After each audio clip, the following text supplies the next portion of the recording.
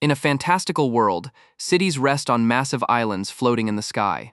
Mages engage in a fierce battle, casting spells like thunder and shield magic. The fight rages on, with combatants declaring it's not over yet. Meanwhile, Toya Osawagawa sits quietly, finishing a manga. He thinks it's surprisingly good and feels a sudden urge to become stronger himself. This is the magic world, a realm of floating islands connected by bridges and magic. Mages populate this world, living in bustling towns with unique architecture. Here, they spend their days practicing and perfecting their magical abilities. But for Mage Toya Osawagawa, the routine is broken by someone calling his name. An instructor finds Osawagawa sitting idly and accuses him of slacking off, urging him to train properly. The man laments that despite being the Divine Magus's top pupil, Osawagawa is always wasting his talent. Osawagawa calmly denies slacking, even as the instructor points out he was just reading manga. To prove his point, Osawagawa asks the man to observe him closely. He reveals he's not sitting, but floating 5 centimeters off the ground, leaving the other mage in awe. Osawagawa explains that he finds moving around to be a pain, so he devised this sitting float as a form of training. Suddenly, a powerful aura flashes around him, catching his instructor by surprise. A crowd of other mages notices Osawagawa glowing, exclaiming that he's bursting with ki. They rush over, eager to see what kind of new magic he is about to create. The crowd speculates, guessing he'll use popular electric magic or a cool explosion spell. Osawagawa simply tells them they're wrong. He dramatically announces his new creation, magic that heals muscle soreness. A dark energy is drawn from his hand as he casts the spell. His fellow mages watch in stunned silence as he completes the mundane spell. He explains he created it simply because his leg hurt. His instructor calls it a waste of a rare opportunity, but Osawagawa is satisfied, believing he's created some truly good magic. The powerful voice of the Divine Magus booms, getting everyone's attention. She announces that she has something of the utmost importance to discuss. The Divine Magus specifically summons Toya Osawagawa to her at once. The other mages realize she made her voice loud enough for everyone to hear, knowing Osawagawa might otherwise ignore her. His peers tell him to hurry up and go, knowing he can't get out of it. Osawagawa arrives and formally announces his presence to the Divine Magus. The Divine Magus greets him warmly from her dais. She immediately asks if he has conjured any new magic lately. He lists off his latest creations: magic for sore muscles, removing hairballs from clothes, making sparklers last longer, and making alarm clocks louder. While she finds them interesting, she questions why he creates such practical magic instead of combat spells. He states plainly that his normal life is more important than fighting, so he creates magic that makes things more convenient. His ultimate goal is to create a pampered life where everything he needs is within a 3-meter radius of his room. Thinking the conversation is over, Osawagawa asks to leave, but the Divine Magus tells him they're just getting started. She then brings up a serious issue: mages are committing evil acts in the human world. The Divine Magus explains the fundamental rule: mages are not allowed to interfere with the human world. However, she reveals that some have broken this rule for malicious purposes. Declaring that this cannot be ignored, she tasks Osawagawa with going to the human world to capture these scoundrels. Osawagawa listens with a look of displeasure. Osawagawa flatly refuses, saying he's too busy. He tries to make an excuse, saying he feels like taking a nap. The Divine Magus dismisses his excuse, knowing he is perfectly healthy. He questions why he was chosen, suggesting someone with battle magic would be more suitable. She explains that the enemies are varied, and a standard mage might be at a disadvantage against a bad matchup. She believes his strange and plentiful magic makes him uniquely suited to handle any opponent he might face. She smiles, saying that while he hasn't changed, that's precisely why she has faith in him. She expresses her full confidence in him, saying that if anyone can do it, it's him. She reminds him that he is her adorable top pupil. With a flick of her wand, she tells him to stop complaining and get dressed. She provides him with clothes suitable for the human world, explaining it's to avoid causing problems. She cheers him on, saying she's counting on him. Osawagawa looks utterly defeated. He makes a last-ditch effort to go home and think about it, but she simply wishes him a safe trip. After Osawagawa leaves, the mustached mage approaches the Divine Magus. He voices his concern, pointing out Osawagawa's lack of ambition and tendency to slack off. The Divine Magus thoughtfully considers his past behavior. She decides that his slacking is acceptable because he thinks more like a human than anyone else. She concludes that his ability to care for others is the most crucial quality for the coming fight. Osuagawa arrives in the human world, standing alone on a rural road, and wonders where on earth he is. He takes in the quiet, scenic view. He decides to review the sequence of events that brought him to this point. First, he was training as usual in the magic world. Second, the divine Magus ordered him to go to the human world. Third, he tried to complain and get out of the mission. Fourth, his complaints failed, and he was sent anyway. He concludes it's a horrible story. Suddenly, a small figure appears before him, announcing that he's forgetting something important. She introduces herself as Mini Magus, a clone of the divine Magus sent to support him on his mission. Mini Magus reminds him of his objective, to catch the evil mages who have traveled to the human world. She provides a single piece of intel. One of his targets is close by, but offers no further details. She then announces she'll be on standby in his hood, leaving Osuagawa to wonder if she's just luggage. Just then, a voice calls out to him from down the road. A boy on a bicycle stops, asking Osuagawa if he's okay. The boy, Keisuke, worries that Osuagawa is sick or suffering from heatstroke. Osuagawa sits up and assures him that he's fine. He explains he was just taking a nap, which doesn't convince the concerned boy. Keisuke observes that he's never seen Osuagawa before and asks where he's from. Osuagawa truthfully answers that he came from the world where mages live, leading Keisuke to think he's hit his head. Sensing trouble, Osuagawa watches as the worried boy prepares to call for an ambulance. He quickly retracts his statement, claiming it was all a joke. Osuagawa then says he's just thirsty and asks if there's a river nearby. Keisuke advises against drinking river water and invites him to his house just down the road. Keisuke offers him a ride, and though Osuagawa politely refuses at first, he quickly changes his mind, grateful for not having to walk. Enjoying the breeze, Osuagawa settles in, much to Keisuke's surprise at his lack of hesitation. Osuagawa asks if Keisuke is always so kind to strangers. Keisuke explains that his mother taught him to be nice to people, and he can't disobey her. Osuagawa concludes that cherishing his family's words makes Keisuke a good person. Osuagawa decides to help out, casting a spell to boost the bike's propulsion. Keisuke is startled by the sudden jolt. He's amazed at how easy it is to pedal now, while Osuagawa assures him he's still on the back. They arrive at their destination, a local shop called Takanaka Mart. Keisuke announces his return as he and Osuagawa enter the shop.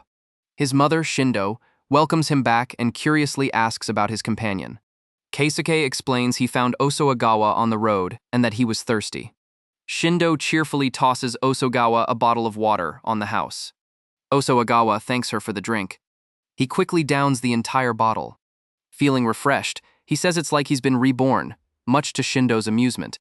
Keisuke asks what brought him to their quiet village. Osuagawa replies that he's there for work. He explains that he's looking for mages doing bad things, but Keisuke and Shindo just think he's making another joke. He quietly consults with Mini Magus, who confirms his mission, though the others can't hear her.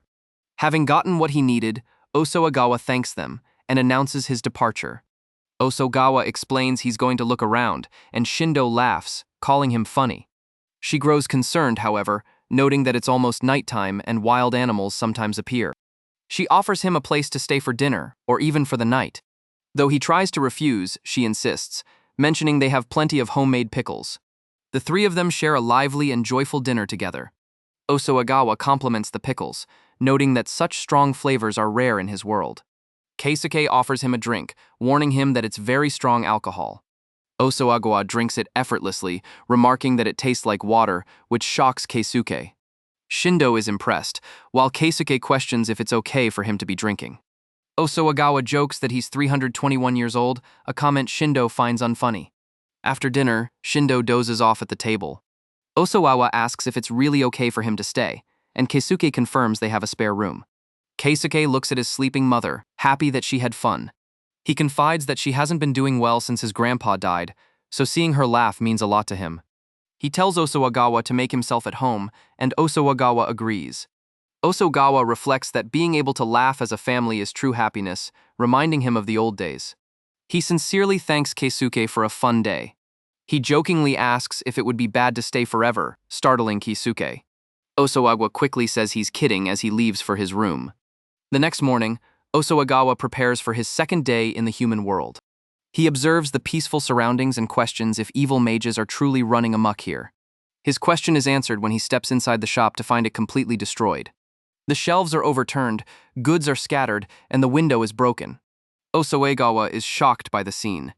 Keisuke turns to him, his face filled with fear and confusion, asking what happened. Keisuke explains that they woke up to find the shop in this state. He confirms it was a robbery. The cash register and merchandise have been stolen.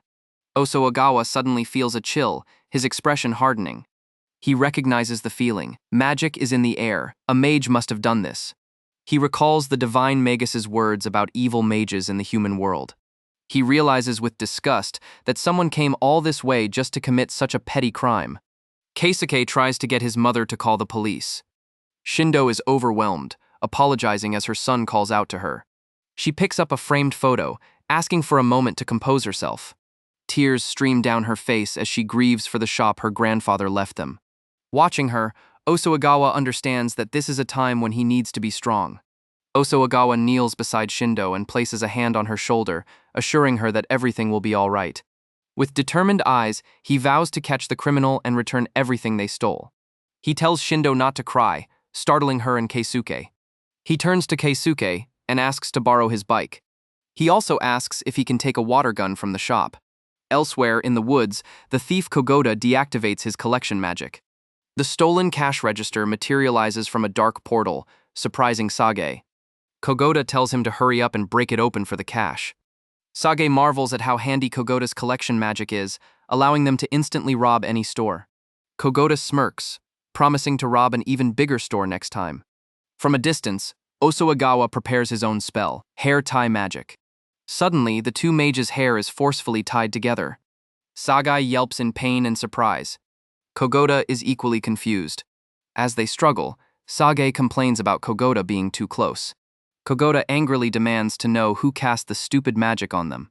Osaegawa calmly approaches with Keisuke's bike. He informs them that he happened to be spending the night at the very store they robbed. He introduces himself simply as Osaegawa, a mage. Sage asks what another mage is doing out here, while Kogoda feigns surprise. Kogoda suggests that since they're all mages in the human world, they should try to get along, but Osaegawa tells him to shut up. He points at them accusingly, stating he followed their magic from the store and knows they're the robbers. Osaegawa demands they return what they stole and stop disturbing other people's peace. Sage mocks him, asking who he thinks he is to make such a demand. He prepares to cast a shockwave, declaring he won't let Osaegawa interfere. Before Sage can finish his spell, he's slammed into the ground by an unseen force. He grunts in pain from the impact. Osaegawa coolly reveals the spell he used, lint removal magic. Kogoda is shocked, noting that mages typically only learn 2 types of magic in their entire lives. Underestimating the strange magic, Kogoda decides he can easily kill him now that he's shown his hand. But when he looks up, he's confused. Osaegawa seems to have disappeared, wondering where his target went. Osaegawa calmly searches his coat, listing off his various mundane spells: magic to wake up, to protect one's pinky toe, to tune instruments, and to keep eggshells out of cracked eggs. Kogoda watches in disbelief, wondering how one person can possess so much magic. He realizes this is no average mage, just as Osaegawa finds the spell he was looking for. Kogoda nervously calls for a timeout. He tries to reason with Osaegawa, assuming he also had his sights set on robbing the store.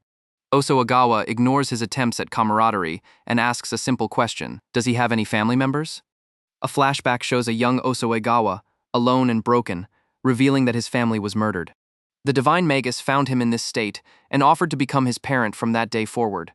The memory of the divine Magus asking why this happened echoes in his mind. He remembers the feeling that it was too late. He recalls the painful realization that what was taken from him would never return. Back in the present, he coldly asks Kogoda if he thinks it's easy to steal from humans. He declares that there is nothing in any world that should be easy to steal. Kogoda, completely missing the point, agrees to give the items back. His plan is to deactivate his collection magic and launch all the stolen goods at Osaegawa as an attack. The items fly out of the portal, but something unexpected happens. Kogoda is splashed with water, confused by the attack. Osaegawa explains that he created this magic just for fun. Realizing its current power is insufficient, he decides he needs to focus more. He focuses his energy, preparing a spell specifically designed to increase the power of water guns. The toy gun begins to glow and hum with magical energy. He aims and unleashes the spell at maximum output. A massive torrent of water erupts from the nozzle. The powerful blast of water carves a path through the forest. The impact creates a massive explosion of force. Kogoda is sent flying by the incredible power of the attack.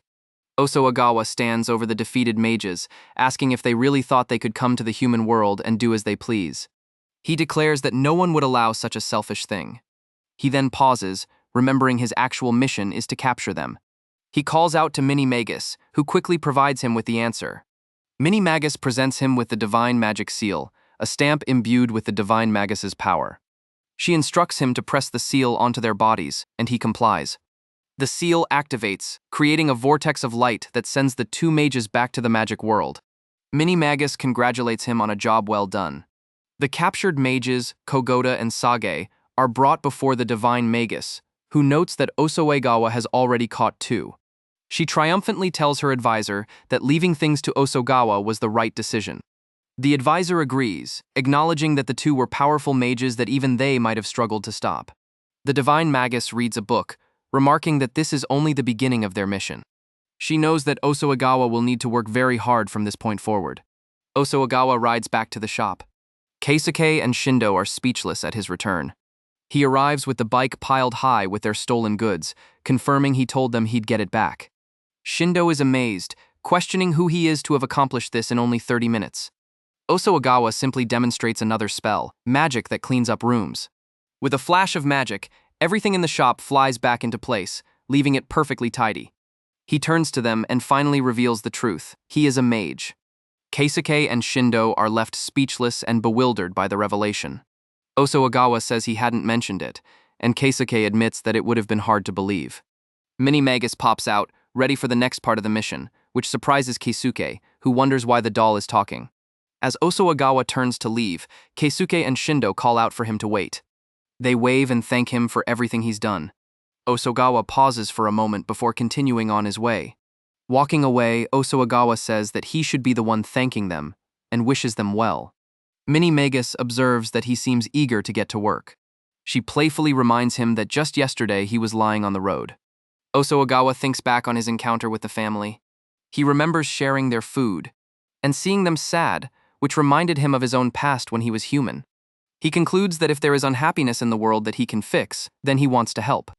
Mini-Magus understands his change of heart.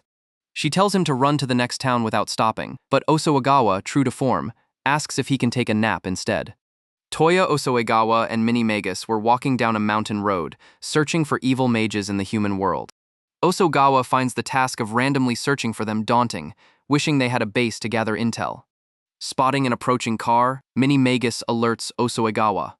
He immediately decides they will hitch a ride. His first attempt fails as a car drives right past him. Osaogawa questions Mini-Magus's methods, but she insists her knowledge from the Divine Magus is sound. He follows her advice and loudly shouts for a ride at the next approaching vehicle. To his surprise, a small truck screeches to a halt in front of him. The driver, concerned for his safety, offers him a ride into town. Osaogawa gratefully accepts the offer. Meanwhile, the boss of the Shuei gang confronts rivals, accusing them of encroaching on his turf. He laughs, suggesting they simply join his gang to resolve the conflict. A rival warns the boss to be careful, but the boss simply calls for his enforcer, Sage. With a single command, Sage uses his power. Ice instantly encases the rival's hand, causing him to cry out in pain. The boss laughs off the assault. He then formally introduces his new enforcer. Sage, a mage, clarifies that he's only working for money, not friendship. He then raises his price to 1 million, shocking the boss. The boss internally justifies the cost, seeing Sage's power as a way to expand his gang's influence. Elsewhere, the kind truck driver drops Osaogawa off in town. Osaogawa gets his bearings, ready to begin his search. Osaogawa takes a moment to observe the bustling human town. He and Mini-Magus are both impressed by how much the human world is prospering. He decides it's time to start asking around for information. He spots a police officer standing outside a koban and decides to start with him. The officer turns as Osaogawa approaches. Osaogawa asks the officer if he has seen any mages, a question the officer finds ridiculous. Osaogawa then asks if there have been any other problems, but the officer states that's police business. As he tries to send Osoegawa away, he lets slip that the Shui gang has been causing trouble. The officer reluctantly admits that the whole town knows about the gang's activities. He explains they've grown bolder since hiring a bodyguard, and he wishes he could do something about it. The officer shouts at some children, warning them to stay away from the park. He explains that the park is dangerously close to the Shui gang's headquarters. The children ask where they are supposed to play, but the officer has no answer. Osoegawa comments that a town where kids can't play in the park seems awful. Sensing Osoegawa's interest, the officer sternly warns him not to even think about going there. Osoegawa gives a reassuring thumbs up and promises that he won't go. He walks directly to the Shui gang's headquarters and pushes the door open. He calmly addresses the room full of startled gang members, asking if they are busy. The gang members are outraged by his sudden intrusion, demanding to know who he is. Osoegawa calmly introduces himself, stating he's there to investigate the trouble they've been causing, as he suspects a mage is involved. Furious, the boss orders his men to throw Osoegawa out. He adds that they should give him a reminder not to be so stupid again. Before the gang members can act, Sage effortlessly tosses one of them aside. The boss is shocked by Sage's actions, but the mage tells him to stay back. Sage identifies the intruder, stating that Osoegawa is a mage, just like him. Osoegawa calmly states that humans like them don't stand a chance against him. Sage addresses Osoegawa directly, asking what he wants. Osoegawa explains that he is under orders from the Divine Magus to capture all mages committing evil acts in the human world. When asked why he's working with thugs, Sage scoffs, denying any friendship with them. Osoegawa counters that a mage needs human backing to survive in their world, implying Sage is just there for the money. Sage defends his actions as a simple matter of supply and demand, a win-win situation. Osoegawa calls him selfish for causing trouble for others as a result of his actions. Osoegawa unleashes his magic, firing a powerful blast from his magically enhanced water gun. Sage calmly counters, uttering a single word to freeze the attack. The water freezes into a massive sculpture of ice, stopping the attack completely. Osoegawa is surprised to see his attack frozen solid. The gang members panic at the destruction, but their boss is just as clueless. Sage smugly explains his philosophy: the weak rely on the strong, and he sees nothing wrong with that. Calling Sage an idiot, Osoegawa unleashes a barrage of water blasts. However, Sage's ice magic freezes each attack before it can connect. Mini-Magus states the obvious: his attacks are being frozen and won't reach him, leaving Osoegawa to ponder his next move. He spots a bag of rubber bands on a nearby desk. Sage prepares another ice spell. As Osoegawa lunges forward, he's met with a powerful counter. A massive wall of ice spikes erupts from the floor, forcing Osoegawa to dive out of the way to avoid being impaled. Osoegawa asks Mini-Magus for help, but she insists that she is unable to fight. Believing he has the upper hand, Sage tells Osoegawa not to run. He turns to his boss and demands a payment of 20 million for defeating the other mage. The boss and his men grow nervous, wondering if they should start rooting for Osoegawa instead. When Sage turns back, he realizes Osoegawa has disappeared. Osoegawa reappears behind a surprised Sage, holding a strange new weapon. He activates his magic. Mini-Magus reveals it's a spell that makes rubber bands stretch incredibly far. Osoegawa releases the stretched rubber band, launching Mini-Magus forward. Sage is caught completely off guard by the bizarre attack. The tiny projectile strikes Sage squarely in the forehead with a powerful snap.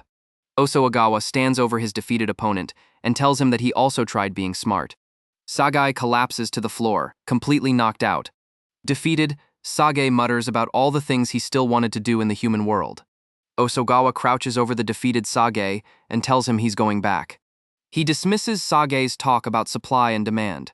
He tells Sage that for all his powerful magic, he is all talk and should learn to use it wisely. He suggests a more practical use for his power, like replacing AC units. Mini-Magus congratulates him on the win, and he thanks her for the help.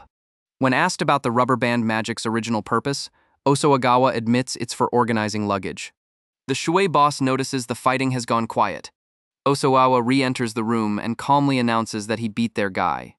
He informs them that while the Divine Magus hasn't given him permission to deal with them, he knows who they are. He gives them a final, stern warning to stop causing trouble for people. The terrified boss quickly agrees. He then screams at his men to run. Now alone in the office, Osoegawa sighs, ready to look for the next mage. He says it sounds good, but has a thought. Looking around the trashed office, he notes that while it's a mess, they can probably still make use of it.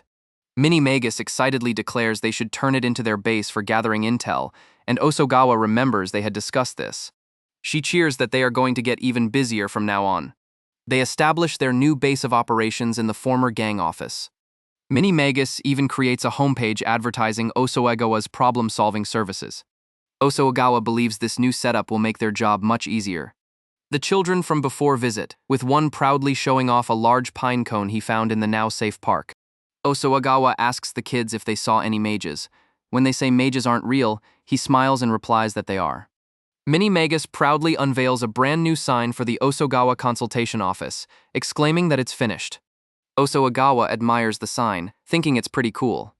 He questions why they're opening an office again, but Mini Magus reminds him that she already explained. She elaborates that by solving problems around town, they are certain to encounter other mages. Osoagawa grasps the strategy, realizing that all they need to do is wait there to find more mages, and he calls her a genius. Osoagawa surveys their new base, stating that now they just have to wait for a request. He lies down on the couch to get some shut-eye, while Mini Magus reminds him they'll have to work as soon as a request arrives.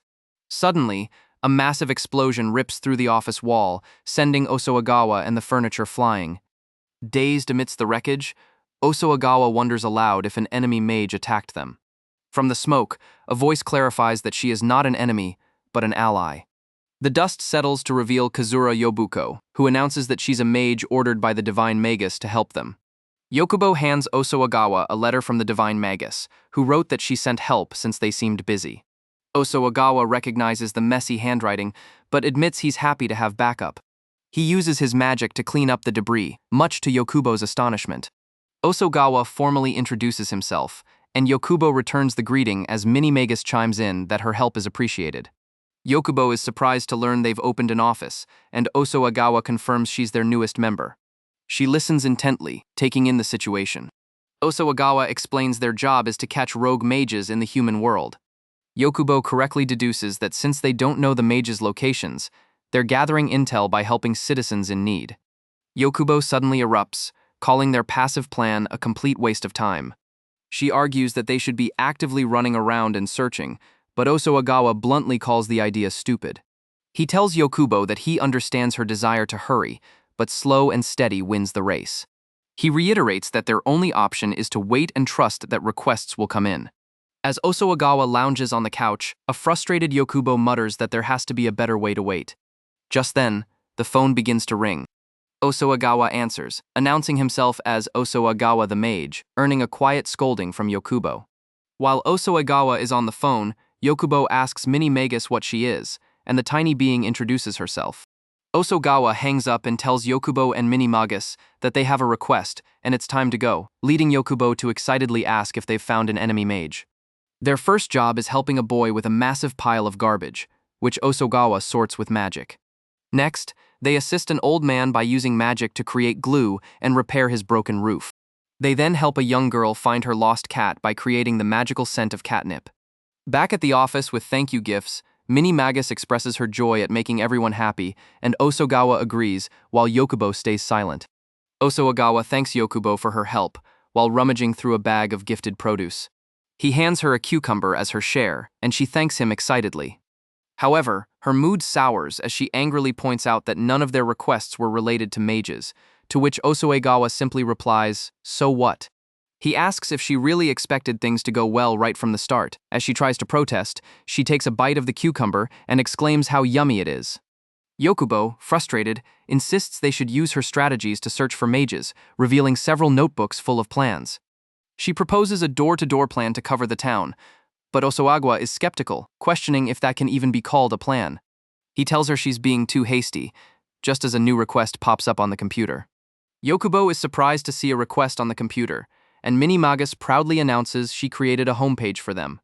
The email details a case of cash being stolen from vending machines, with police having no leads due to a lack of evidence. At a desolate vending machine, the cash box is magically ripped open and coins fly out. An army of tiny, doll-like creatures emerges, carrying the stolen money. They march towards a large, isolated warehouse.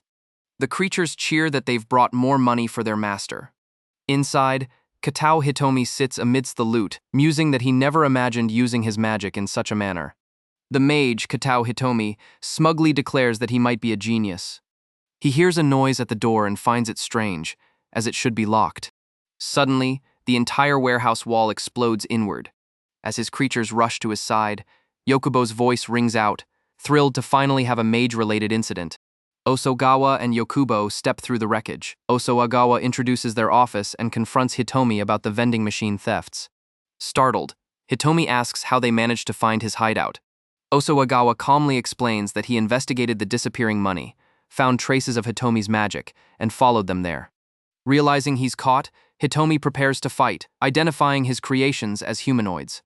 Mini-Magus guesses that Hitomi's magic allows him to control the dolls. Hitomi raises his wand and commands his dolls to come together.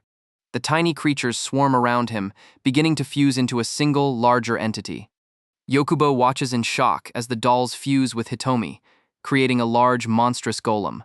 The creature roars and throws a powerful punch. The attack smashes into the ground, forcing Osogawa and Yokubo to dive for cover. As the monster charges, a panicked Yokubo asks what they should do now. Stealing her resolve, she decides she has no other choice and prepares to use her magic. Osogawa and Mini-Magus look on, wondering what kind of rare magic Yokubo is about to use. Yokubo announces that she is using summoning magic. With intense focus, she yells for a beast to appear. However, after a puff of smoke, all that appears is a tiny, weak-looking insect. The creature is identified as a Maganbo, known as the weakest insect in the magic world. Hitomi laughs, asking what on earth that pathetic creature is. The golem taunts Yokubo, asking if that tiny thing is all she's got after claiming to use summoning magic.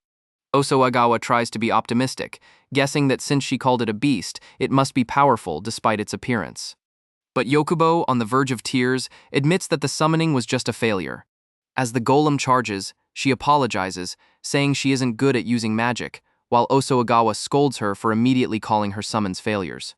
Yokubo admits that she knows she's no good. Osoagawa, while running from the monster, asks if it's really that big of a deal, and Yokubo screams that of course it is. She explains that she's a mage who stinks at magic, a fact made worse because of her family. A flashback shows her clan questioning her lack of skill in summoning magic, given she is the eldest daughter of the famous Yokubo family. The other members gossip, calling her a reject and pitying her for disappointing her parents. The memory of being called a poor thing haunts her. Mini-Magus confirms to Osoagawa that Yokubo's family is famous in the magic world, while Yokubo begins to cry. She cries that she is banking everything she has on this mission. She is determined to succeed, no matter what. Through her tears, she vows that she is going to show everyone who she is. Resolved to do her best, Yokubo asks Osoagawa to wait there. She believes that if she can just use her magic properly, the enemy will be nothing. Just as she's about to cast, Osoagawa interrupts, using his own magic to create the scent of aroma oil. Startled, Yokubo demands to know what he's doing, and he explains the nice aroma will help her relax. He tells her that nothing will go well if she's beating herself up and asks if she understands. Osoagawa tells a stunned Yokubo that she only needs to kinda work hard. He reminds her that since the mission was entrusted to both of them, she should share the burden. His words leave a deep impression on her. Meanwhile, the golem searches for them, wondering where they went. Hitomi is alerted as Osoagawa and Yokubo reappear behind him. Osoagawa advises Yokubo not to overdo it, but she insists she'll be fine and asks him to let her handle it. She feels a strange new sensation as she prepares her magic again. She feels like she can see everything around her more clearly. Osoagawa watches, wondering if his advice to only kinda work hard had an effect. Yokubo questions if she's more relaxed than usual. With newfound confidence, she casts her summoning magic once more. A massive, powerful beast erupts from her spell, towering over Hitomi. The golem and Hitomi stare in terror, with Hitomi screaming for it to run away. The beast lunges forward and smashes the golem with incredible force. Osoagawa nervously asks if she just killed Hitomi, while Mini-Magus praises her power. Overcome with emotion and tears of joy, Yokubo shouts, "I did it!" She celebrates wildly, ecstatic that she finally managed a successful summoning for the first time. Watching her celebrate with her new beast, Osoagawa comments that he thinks they'll be able to depend on her. Back at the office, Mini-Magus announces another request. An energized Yokubo is ready to go, but Osoagawa, who has been up for 2 days, begs for arrest. A news broadcast reports the baffling theft of an 800-kilogram three-point handstand bronze statue from the local art museum. Watching the report while eating ramen in their office, Yokubo marvels at the mystery of how the culprit pulled it off. Minnie Magus, perched on the table, eagerly suggests that a mage must be behind the heist and urges them to investigate. Osoagawa dryly agrees that it is indeed a mystery, prompting an exasperated glare from Yokubo as she realizes he has no intention of looking into it.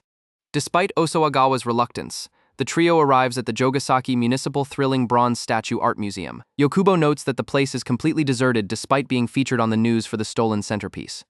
Osoagawa casually agrees, while Yokubo insists they need to catch the culprit and put a stop to the thefts.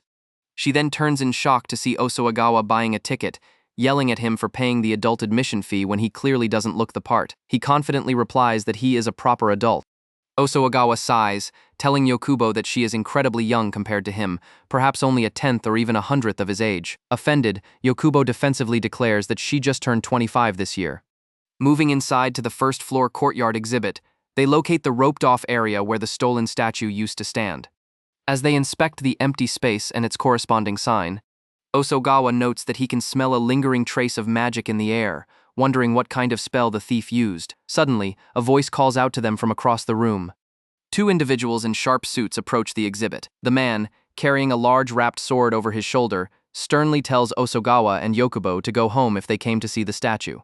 He assumes they are streamers trying to make a video about the theft and insists that no one is allowed to see the crime scene until the culprit is caught. The blonde woman beside him, carrying a metal briefcase, softly points out that they don't look like they came to see the exhibit. She notes that they were talking about how the statue was stolen, and points to Minnie Magus perched on Osoagawa's shoulder as proof of their true nature. The woman points out that the pair brought along a living doll to use as a character for their supposed stream. Minnie Magus giggles playfully upon being noticed, prompting the suited man to realize that the small figure is actually moving. Staring intently at the hair accessory, he suddenly grasps the truth. He draws his sword with a sharp hiss of metal, declaring that Osoagawa is a mage. Pointing the blade directly at them, he accuses the trio of being the statue thieves and warns them that their luck has run out, causing Yokubo to panic. Without hesitation, the man lunges forward and brings his sword down in a vicious strike. However, his blade is abruptly halted by a soft, thick barrier. The swordsman grits his teeth in confusion, entirely thrown off by the bizarre defensive magic. Osoagawa casually holds up his wand, having instantly conjured memory foam pillows to absorb the impact. Osoagawa calmly asks what he thinks he is doing, noting that he thought samurai were a thing of the past. Staring back in disbelief, the swordsman asks how Osoagawa could be a mage and not know who they are. Standing tall with his sword resting on his shoulder, the man formally introduces himself as Tsujimaru from the Metropolitan Police Department's Elite Mage Task Force. The blonde woman beside him steps forward, introducing herself as Urasa. Osoagawa and a visibly sweating Yokubo process the information, realizing that they are dealing with specialized police officers tasked with handling anti-magic operations. Minnie Magus cheerfully recalls that the Divine Magus had warned them about an organization in the human world actively trying to capture mages. Osoagawa realizes that this elite mage task force must be the very group they were warned about. Tsujimaru remarks on the talkative nature of the living doll, while Urasa continues to observe its movements with mild fascination. Tsujimaru explains that while the general public is oblivious to the existence of mages, the upper echelons of the police force are well aware. He details that their task force spends their days hiding in the streets, hunting down mages to keep the populace safe. Tsujimaru casually adds that their strict protocol requires them to detain any mage they find on site, meaning the trio is going straight to jail. Outraged, Yokubo screams that they haven't done anything wrong and are only there to catch the statue thief themselves. Tsujimaru dismisses her claims, stating that all mages are inherently evil, so the task force arrests them all without exception. Unfazed by the threat, Osoagawa simply tells the officers to leave the rest to them and go home. His dismissive tone instantly strikes a nerve, causing Tsujimaru's eye to twitch in anger as he demands to know who Osoagawa thinks he is. Irritated by the officer's attitude, Osoagawa reveals that he is actually 321 years old, complaining that he shouldn't be treated like a child. Yokubo quickly calculates that since mages live 10 times longer than humans, his equivalent age is only 32, making him barely older than her. Ignoring their bickering, Osoagawa confidently states that he can locate the statue thief by sensing their residual magic. Tsujimaru scoffs at the claim, assuming Osawagawa is just making up a convenient excuse to escape. He points his sword once more, ordering Osawagawa not to stand up, and declaring that mages can never be trusted. Unbothered by the hostility, Osawagawa simply sighs and says, "Fine." He turns to Yokubo, calmly stating that in that case, he has an idea. The scene shifts to a quiet, grassy riverbank beneath a large overpass. There, a figure stands alone, effortlessly holding the massive, stolen bronze statue upside down, marveling at its beauty. The thief, Karuizawa, admires the manly sculpture, hoping to collect even more pieces that capture such beauty. Karuizawa smiles, thinking about expanding his collection. Suddenly, Osawagawa arrives on the scene, casually spotting the culprit. Inside the car, Tsujimaru glares at Osawagawa, clearly unhappy with the arrangement, while Osawagawa tells him not to look so smug.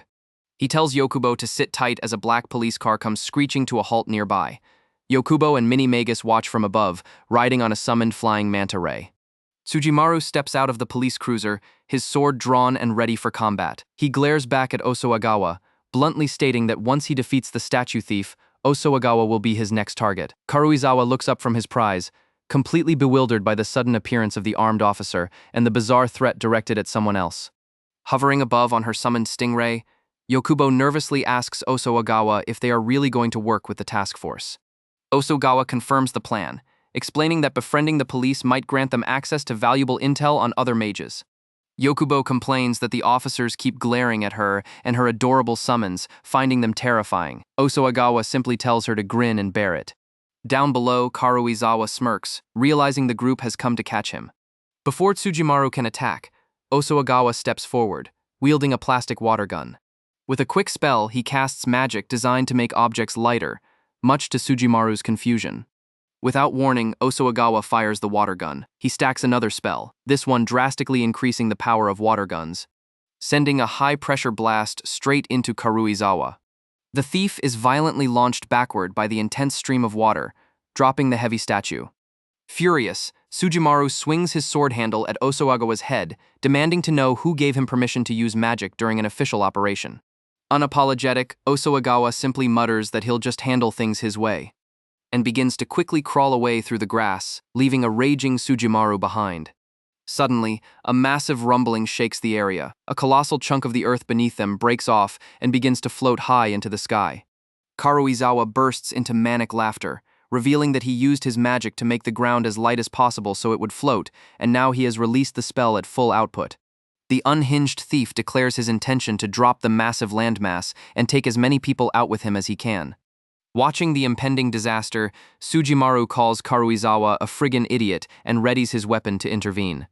Tsujimaru grits his teeth, muttering that he hates having to resort to this, but he has no choice if he wants to protect the city. He takes a low stance, gripping the hilt of his sword tightly. Realizing the scale of the threat, he barks at Osawagawa to help him out, admitting that the mage's assistance is better than nothing. Osawagawa calmly agrees and prepares his water gun once more. Tsujimaru fully unsheathes his blade, charging it with a technique he calls pseudo-magic, while Osawagawa simultaneously fires his water gun magic at maximum output. The combined force of their attacks launches a devastating, spiraling pillar of energy straight up into the sky. The powerful blast strikes the floating landmass dead center, completely obliterating it in a spectacular explosion of rock and dust. As the debris rains down harmlessly, Osawagawa sighs heavily, already dreading the mountain of paperwork this incident is going to cause. Meanwhile, Yokubo watches from a distance, utterly stunned by the sheer destructive power the two just unleashed. With the threat neutralized, Osawagawa casually taps the unconscious Karuizawa with his wand to ensure he stays down. He then looks over at Tsujimaru, asking if the officer still intends to arrest him. Tsujimaru sheathes his sword and begins to walk away, gruffly replying that his shift is over, so the arrest will have to wait until their next encounter. Yokubo rushes over, frantically checking to make sure Osawagawa wasn't cut by the scary swordsman. Osawagawa just smiles softly, noting that the officer really wasn't that bad of a guy after all. He calls out a farewell to Four Eyes, prompting an annoyed shout from the distance as Tsujimaru corrects him on his actual name. Carrying bags filled with supplies for their office, Yokubo comments on how convenient the shopping district is. She happily remarks that since it is so close to their office, they will likely be coming back often. Osawagawa notes the crowded street and considers it a good place to start questioning people for information on other mages. Suddenly, a voice calls out, asking for their attention. A young woman in a witch-themed outfit hands them a flyer, inviting them to her cafe. Yokubo reads the name Magic Cafe Magical Party with confusion, while Misa explains they just opened in the district. Misa strikes a pose, cheerfully announcing that it is a magic cafe because they are all mages, before quickly saying she is just kidding. The claim startles Yokubo, while Osoagawa simply asks if something is wrong. Yokubo eagerly tells the waitress to take them there immediately. Osogawa plays along, claiming they are also mages on a mission from the divine Magus, which delights Misa. Yokubo declares they should go, and Osoagawa tells Misa they are counting on her. They are led to the entrance of the Magical Party Cafe. As they enter the cafe, Misa gives them a grand welcome. Osoagawa continues his act, introducing himself as a mage sent by the divine Magus to capture them, while a waitress named Meg politely asks them to take a seat. Misa excitedly prepares to explain the cafe's backstory. She spins a tale of a demon lord's invasion, plunging the magic world into a depression, forcing the mages to open a cafe to survive. Yokubo, completely buying into the story, expresses her shock and concern for their homeland. As Yokubo asks more questions about the lore, Misa gives a thumbs up, delighted by their commitment to the roleplay. In the back, two staff members comment that they've never seen customers so professional at role-playing. A waitress explains that the cafe's concept is to provide a taste of a magical world. Misa tells her boss that the two new customers are adding their own details to the story, fully convinced they are mages.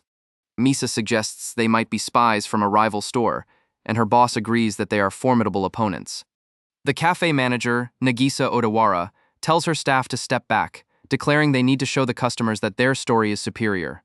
The cafe is filled with staff dressed as mages, creating a unique atmosphere. Yokubo admits to feeling nervous around so many mages, but Osoagawa notes that none of them feel like they are going to attack. Osoagawa tells Yokubo to remain cautious as Nagisa returns to their table.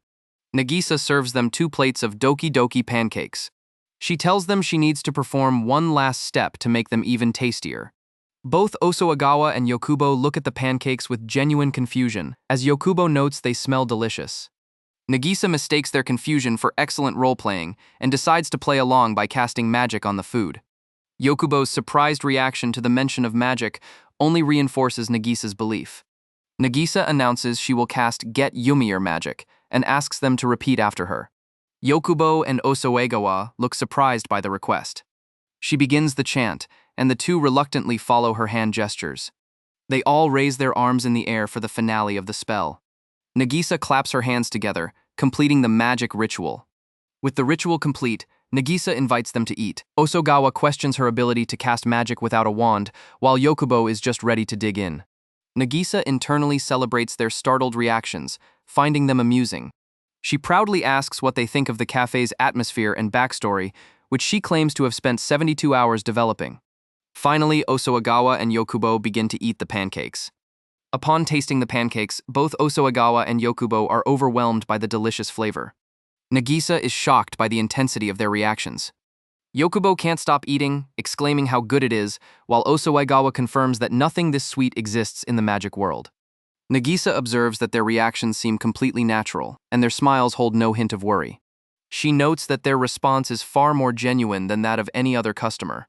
She is amazed by their dedication to the bit, believing they are still acting as if they have never had pancakes before. Completely convinced by their performance, she wonders aloud if they are professional actors.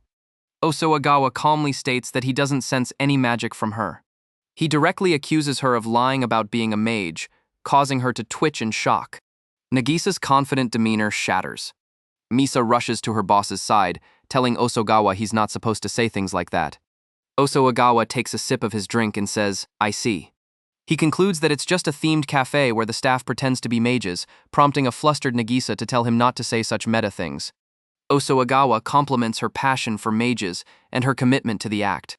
Nagisa insists they are real mages, to which Osoagawa gives a dry, unimpressed response. Nagisa admits she inherited the cafe and added the mage elements, inspired by anime, to try and boost sales.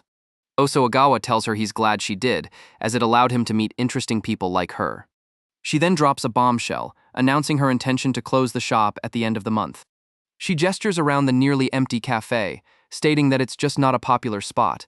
Her only regular customers, fellow shopkeepers from the district, are shocked to hear the news. Nagisa sadly says she has no choice, but Osoegawa interrupts her. Osoegawa declares that he wants her to keep the cafe open because the food is good, and Yokubo enthusiastically agrees. He adds that it would be a useful place to hear about problems in the shopping district. He then points out that her uniform is damaged, which she confirms she can't afford to fix. Osoegawa stands up, offering to help her with two things. His first offer is to become a regular paying customer. His second offer is to fix her uniform, leaving Nagisa completely confused. Osoegawa announces he will use magic to fix clothes. A bright light flashes from his hand, and Nagisa screams in shock as her uniform begins to glow. Misa is also caught in the light, exclaiming that her own clothes are being magically fixed. Nagisa stares in disbelief as her uniform is restored to pristine condition. As Osoegawa and Yokubo turn to leave, Nagisa calls out for them to wait. Struggling to believe what she just saw, she asks if they are truly mages, and Osoegawa confirms that they are. Osoegawa explains that he runs the recently opened consultation office nearby. He offers his assistance with any problems she might have, leaving her speechless. Sometime later, Nagisa makes a pancake delivery to the office, much to Yokubo's delight. Nagisa thanks Osoegawa for his advice, saying her new delivery service is a success. She gets another call for help from a local grocer, and Osoegawa agrees to take care of it while Yokubo enjoys her food. Osoegawa reflects on the variety of petty mage-related crimes they've dealt with this week. He notes that even with numerous captures, the overall problem of rogue mages persists. Yokubo adds that thanks to tips from local shopkeepers, they have an endless stream of cases to deal with. This reminds her that Nagisa gave her a stack of coupons to share, which she hands to Osoegawa. Finding a good one, Osoegawa suggests they go, piquing Yokubo's interest. He leads a confused Yokubo to a deluxe public bathhouse, holding up a free pass from the coupons. Osoegawa recalls the Divine Magus's advice that when in doubt, one should go take a bath. An excited Yokubo immediately suggests they should come every day. The two say their goodbyes and head into their respective baths for men and women. Minnie Magus stops Osoegawa, declaring she cannot enter the men's bath. Osoegawa belatedly calls out to Yokubo, asking her to take Minnie Magus. Inside, he marvels at how spacious the human bathhouse is. He is also impressed by the simple luxury of warm water coming from the showers. Osoegawa sighs, wondering when his mission will finally end. He considers the importance of catching mages one by one in their local area. Still, he wishes there were a way to round up all the evil mages at once. His thoughts are interrupted as he approaches the sauna room. Noticing someone is already inside, he opens the door and offers a polite greeting. Inside the sauna, Osoegawa finds two men, and a tense moment of recognition passes between them. Osoegawa breaks the silence, asking one of them if they've met before. Osoegawa identifies the man as Tsujimaru from a previous incident. An agitated Tsujimaru demands his sword from his companion, Urasa, who calmly states it's in a locker. Meanwhile, in the women's bath, Yokubo is having a blast in a powerful jet bath. The three men sit together in the sauna. Tsujimaru is frustrated, knowing his target is right in front of him, yet he is powerless to act. Urasa points out that they are off-duty, and Tsujimaru would not be able to catch him anyway. Osoegawa breaks the tension by suggesting they chat. Osoegawa's attempt to lighten the mood is quickly shut down by Tsujimaru. He changes tactics, proposing they each share their story so far. Osoegawa explains his mission from the Divine Magus to capture evil mages. Tsujimaru admits he's also looking for a way to progress his own mission more quickly. However, when Osoegawa asks him to elaborate, Tsujimaru refuses to answer. Sighing, Tsujimaru begins to explain his situation. He states that for a long time, mages have been infiltrating their world and causing trouble. To combat this threat, the Elite Magic Task Force was secretly formed. He concludes that due to his position, he can't say anything more. Osoegawa quietly accepts his reasoning. The other man introduces himself as Urasa of the Elite Magic Task Force, adding that Tsujimaru is holding back. Urasa reveals that Tsujimaru's family was attacked by a mage long ago. This incident is the source of his deep-seated grudge against all mages. Osoegawa insists he's not an evil mage. Urasa clarifies that for someone with Tsujimaru's past, such logic doesn't matter. Osoegawa concedes that Urasa is probably right. When Osoegawa addresses him, Tsujimaru snaps back, annoyed that he's even engaging in conversation. Osoegawa says he understands the grudge, considering all the trouble mages cause in the human world. He somberly concludes that because of this, humans and mages might never be able to get along. However, Osuagawa says it's reassuring to know he has allies who share the common goal of capturing mages. He suggests they should work together and asks for a little trust. Tsujimaru's only response is to call him gross, prompting a hurt reply from Osuagawa. Meanwhile, Yokubo is enjoying a powerful massaging water stream in the women's bath. Back in the sauna, Tsujimaru asks Osuagawa if he knows how mage ranks work. Tsujimaru explains the ranking system, which measures a mage's dangerousness on a scale from 1 to 5. He cites the statue thief as an example of a weak rank 5 mage. Osuagawa asks why he suddenly brought up the topic. Tsujimaru reveals that his team is currently pursuing rank 3 mages, which gets Osuagawa's attention. Tsujimaru reveals that his team has marked a location in Kanda City's outlet mall. He quickly dismisses his own words as mere babbling.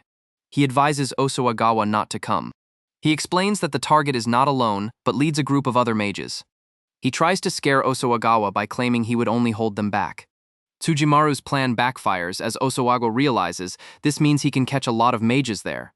He excitedly declares that this information will really get things moving. He thanks Tsujimaru for the tip and confirms he's going, leaving Tsujimaru furious. Osuagawa uses magic to instantly raise the humidity in the room.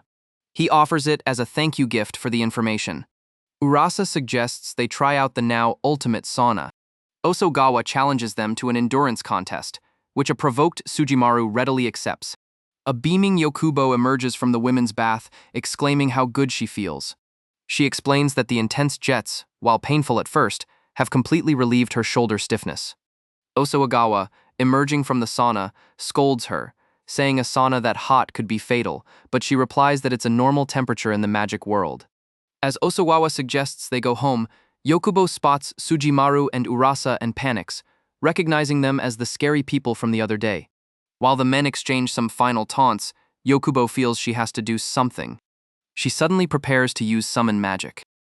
Her friends yell at her to stop as she unleashes her spell in the bathhouse lobby. Osuagawa and an excited Yokubo arrive at the bustling Kanda City Sea Bass Mall. Yokubo is amazed they made it in an hour by train without getting lost, but Osuagawa credits a special magic he used. He explains that the magic automatically guides the user's body to their destination, which Yokubo finds fascinating. As they begin to explore, Osuagawa is immediately distracted, but Yokubo reminds him to stay focused on their mission. Osuagawa recalls the tip from Tsujimaru that a group of mages has gathered at this very mall. He scans the area, but senses no magic yet, acknowledging that they could run into anything. Osuagawa reminds Yokubo to keep her guard up against a potential attack. The two are easily distracted, with Osuagawa admiring some futons and Yokubo spotting soft-serve ice cream. Hiding in a nearby bush, a group of figures has already spotted them, confirming they are mages and preparing to attack. As the unseen enemies decide to strike, Osuagawa casually mentions he'd prefer ice cream over a futon. Suddenly, he senses something amiss.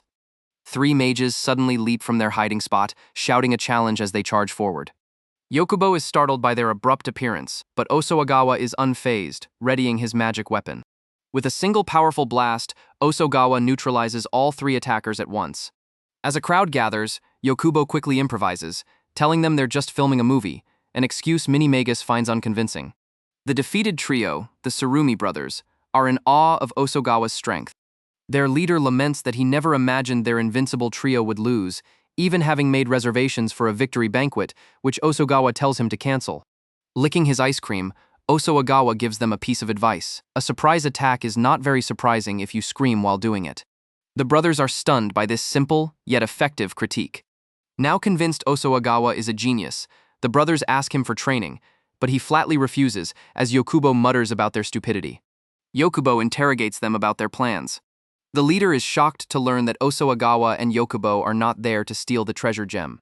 Osuagawa dryly notes that there was no reason to fight if they weren't enemies. The mention of a treasure gem is completely new to the pair, and the Tsurumi leader offers to explain. The leader explains that treasure gems are artifacts that can grant any wish, and they have been searching for one in the mall. He claims their leader wants to use them to help people in trouble, a motive Osuagawa finds questionable. Both Osuagawa and Yokubo are skeptical, thinking it sounds like a scam. The brother insists they are real, claiming he saw one himself in the magic world. He passionately recounts seeing a gem instantly heal a person on the brink of death when all other magic failed. The man who performed this miracle was a mage named Shindo. In a flashback, Shindo tells the brothers that to help everyone, he needs more treasure gems and asks them to search in the human world. He assured them he would handle any trouble they encountered.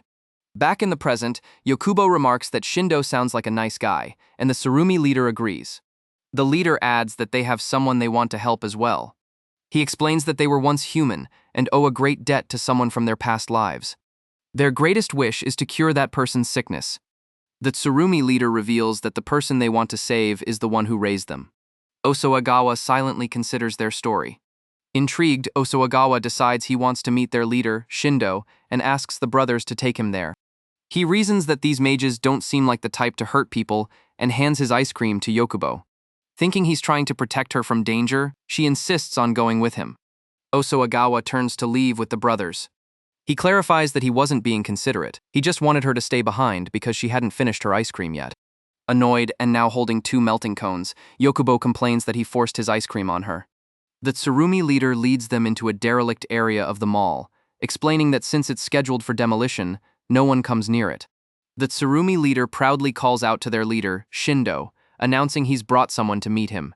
A man with his hair in a ponytail, Mage Shindo, turns to greet them. The leader enthusiastically presents Osoagawa as a powerful potential recruit who is interested in their cause. Osoagawa introduces himself to Shindo. He observes the lively scene as Shindo apologizes for the noise. Shindo explains they are just excited by the novelties of the human world. Osoagawa explains his mission from the Divine Magus to capture all evil mages in the human world.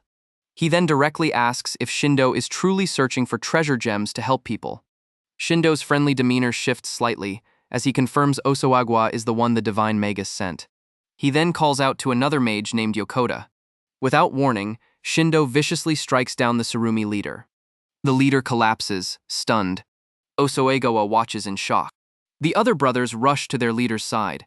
Shindo coldly scolds them for bringing one of the Divine Magus's underlings to him and revealing his true objective. As Yokota berates the brothers, Shindo laments needing people to find the gems. Shindo admits the story about the healing gem was a complete fabrication, a farce he staged to manipulate his followers. He mocks the Tsurumi brothers for their uselessness and considers firing them. The injured leader desperately asks if Shindo will still help them. Shindo cruelly dismisses his plea, asking why he would ever help morons. Osoagawa comments on how different Shindo is from the hero the brothers described. Shindo smugly admits he tricked them. He gloats that he loves manipulating weaklings with stories that are too good to be true. He laughs, revealing his real goal, to dominate the human world, and mocks them for never suspecting a thing. Yokota cruelly reminds the brothers of their noble quest to help the one who cared for them. Shindo continues his taunts, saying he pities the human who worked so hard to raise them. He twists the knife, mentioning how they worked hard only to get sick and suffer. Osoagawa grimly calls the situation sad. The Tsurumi leader realizes their folly, muttering that nothing good comes from letting weaklings think for themselves. His deception revealed, Shindo orders Yokota to take care of the Divine Magus's servant. Osoagawa readies his magic weapon, calling it Green Bean. Yokota prepares to attack, declaring that his magic enhances his fists. Before Yokota can attack, Osoagawa casts a simple spell that magically ties his shoelaces together, sending him tumbling to the ground. Now genuinely furious at Shindo's cruelty, Osoagawa glares at him with cold anger. Holding his chopsticks like daggers, he makes a solemn vow he is definitely sending Shindo back to the magic world. Osoagawa, holding his chopsticks like a weapon, declares his intent to send Shindo back to the magic world. Shindo mockingly asks why he's getting so mad about a group of complete strangers. He questions why Osoagawa should care how he treats his underlings. Osoagawa acknowledges that he did just run into them, but that's not the point. He points out that the brothers served Shindo and took over a corner of the mall for him, so they aren't entirely innocent. However, he continues, they genuinely trusted Shindo and were trying to save someone important to them. Osoagawa concludes that he simply doesn't like watching someone trample on feelings like that, which makes Shindo smirk. The Tsurumi leader looks up at Osoagawa, filled with remorse. Osoagawa asks the brothers to deliver a message to Yokubo and Mini Magus. He tells them to let her know he's about to fight and to keep bystanders away. The Tsurumi leader, moved by Osoagawa's trust, vows to make Shindo pay. With a determined cry, the 3 brothers rush off to find Yokubo. Osoagawa turns and walks into Nishimura Clocks. He quickly grabs an item from a display case. As Shindo's gang charges forward, Osuagawa activates his magic. The followers are confused by the object in his hand, wondering if it's a clock. Shindo, however, senses that Osuagawa is preparing a spell. Osuagawa reveals his two-part plan. First, sleep magic in the form of earplugs. And second, a spell that makes alarm clocks super loud. The deafening ring of the alarm clock instantly floors the charging group. Standing amidst the fallen mages, Osuagawa notes that accidentally using both spells at once really makes him oversleep.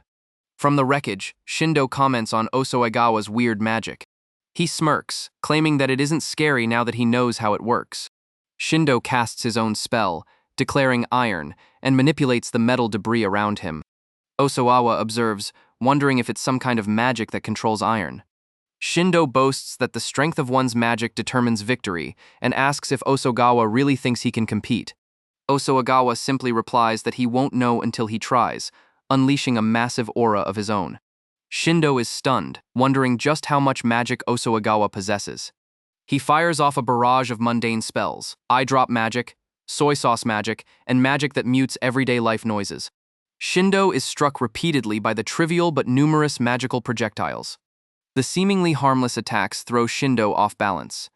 Enraged, Shindo yells that mages are supposed to be noble beings and tells Osuagawa to stop using such stupid magic. Osuagawa calmly replies that he is free to use whatever magic he wants. The battle rages on, visible from outside the derelict building. Waiting outside, Yokubo wonders if something happened to Osuagawa. The Tsurumi brothers arrive, breathlessly delivering the message from Osuagawa. They explain that he's fighting and doesn't want anyone getting close, which alarms Yokubo. The commotion attracts a crowd of shoppers, who wonder what's happening in the abandoned building. Yokubo looks on with concern. She spots Osuagawa locked in a mid-air battle with Shindo. Shindo grits his teeth, fully engaged in the fight. Osuagawa remains focused and determined. Excited by the prospect of a fight, the crowd surges forward while the Tsurumi brothers try in vain to hold them back. Worried that people will get hurt, Yokubo steals her resolve. Yokubo decides on a course of action and activates her summoning magic.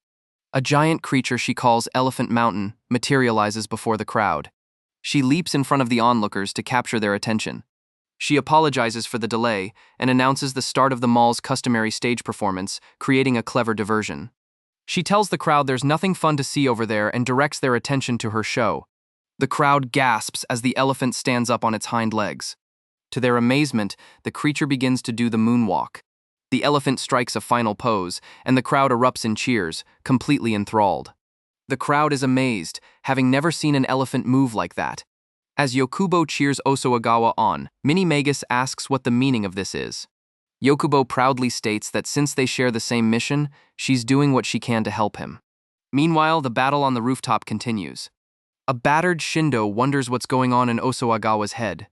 He acknowledges Osuagawa's talent but calls his magic ridiculous, asking if he has no desire to be strong.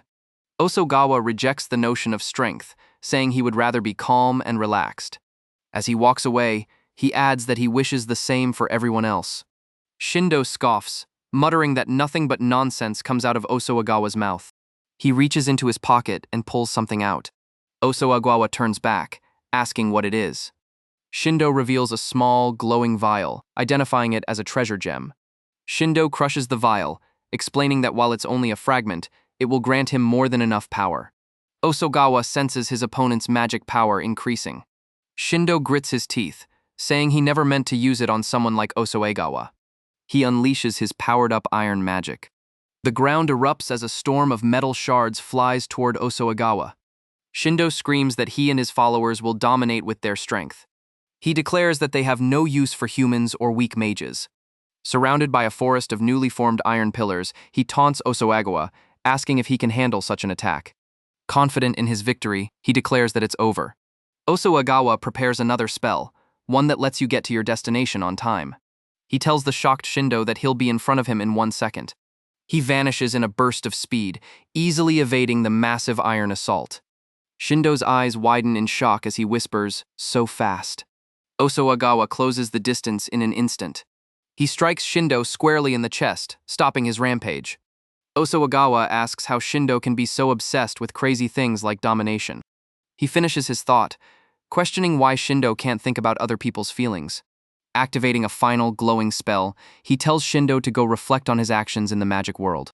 A brilliant flash of light erupts from Osogawa's spell, engulfing Shindo and concluding their battle. Osoegawa channels a massive surge of magical energy toward his opponent. The intense blast lands a direct hit on Shindo. Osoegawa clicks his magical tool, signaling the end of the fight. Shindo is sent tumbling across the concrete from the impact of the finishing blow. Defeated and exhausted, Shindo lies flat on his back among the rubble. Despite his loss, Shindo smiles and commends Osogawa for his overwhelming strength. Osoegawa gazes down at his fallen opponent, expressing pity for Shindo's destructive obsession with power. Shindo fondly recalls his grand ambitions right before his banishment. Osoegawa listens quietly as he prepares to send the rogue mage away. A sudden explosion of magical energy engulfs Shindo, forcefully teleporting him out of the human world. With the battle over, Osoegawa staggers on his feet, feeling the heavy toll of his magical exertion. Barely able to stand, Osoegawa hopes his neighbor is safe just before he completely passes out on the rooftop. Yokubo loudly commands her summoned creature to execute a special spinning move. The elephant swings Yokubo through the air in a wild circle, thoroughly entertaining the captivated audience. Yokubo falls to the floor, exhausted but desperate to maintain the distraction for Osoegawa's sake. Shindo's followers watch the spectacle from afar, realizing their operation has completely failed. Urasa readies his magical weapon, formulating a desperate plan to use Yokubo as a bargaining chip. Urasa takes aim at the unsuspecting Yokubo, ready to strike. Tsujimaru leaps into action, striking down the rogue mages before they can harm anyone. Tsujimaru and his task force discuss their delayed arrival and successful evacuation of the premises. Yokubo looks on in absolute confusion as the armed officers suddenly secure the area. Tsujimaru casually mentions the bureaucratic delays that held up their rescue operation. Tsujimaru raises his badge and loudly commands the civilian audience to disperse for their own safety. The elephant releases Yokubo, leaving her dangling awkwardly as the crowd begins to scatter. Tsujimaru turns his attention to Yokubo, demanding that she take the police directly to Osoegawa. The police and Yokubo step onto the completely destroyed rooftop where the fierce battle took place. Yokubo spots Osoegawa lying on the ground and immediately assumes the worst. Osoegawa remains perfectly still amidst the debris, prompting Yokubo to rush toward him. Much to her relief and annoyance, Osoegawa casually sits up, revealing he was merely sleeping off his exhaustion. The officers surround Osoegawa as Yokubo checks on his condition.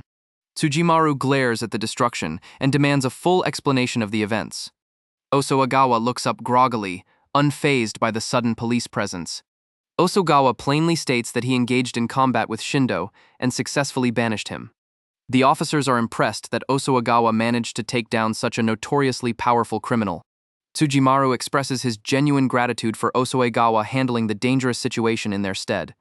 Osoegawa flashes a confident thumbs up, glad that everyone made it out safely. Tsujimaru's expression suddenly darkens as he considers the sheer scale of the collateral damage.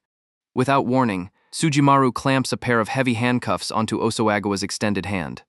Tsujimaru coldly informs him that destroying a civilian building is a serious crime, regardless of his heroic intentions. Ignoring Yokubo's frantic protests, Tsujimaru officially detains Osoegawa for a formal investigation.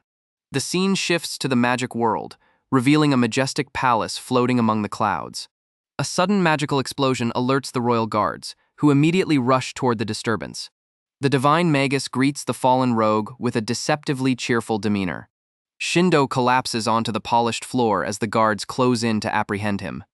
The royal guards firmly press Shindo into the ground to prevent any chance of escape. One of the guards activates an immobilization spell to completely lock Shindo's movements. Even while completely restrained, Shindo breaks into a dark, mocking laughter. Shindo insults Osoegawa's mercy, claiming a true warrior would have sent back a corpse instead. The divine magus formally questions Shindo about his syndicate's operations and accomplices. She stares him down, demanding to know the identity of the smuggler who aided his dimension hopping. Refusing to answer, Shindo glares back with pure hatred. Shindo screams his defiance, declaring that he will not go down alone. The divine magus sits patiently, entirely unbothered by his sudden outburst. Shindo reveals a hidden magical detonator, fully intending to trigger a suicidal explosion. The divine magus gracefully levitates off her cushions, treating the deadly threat as a mere excuse to stretch her legs.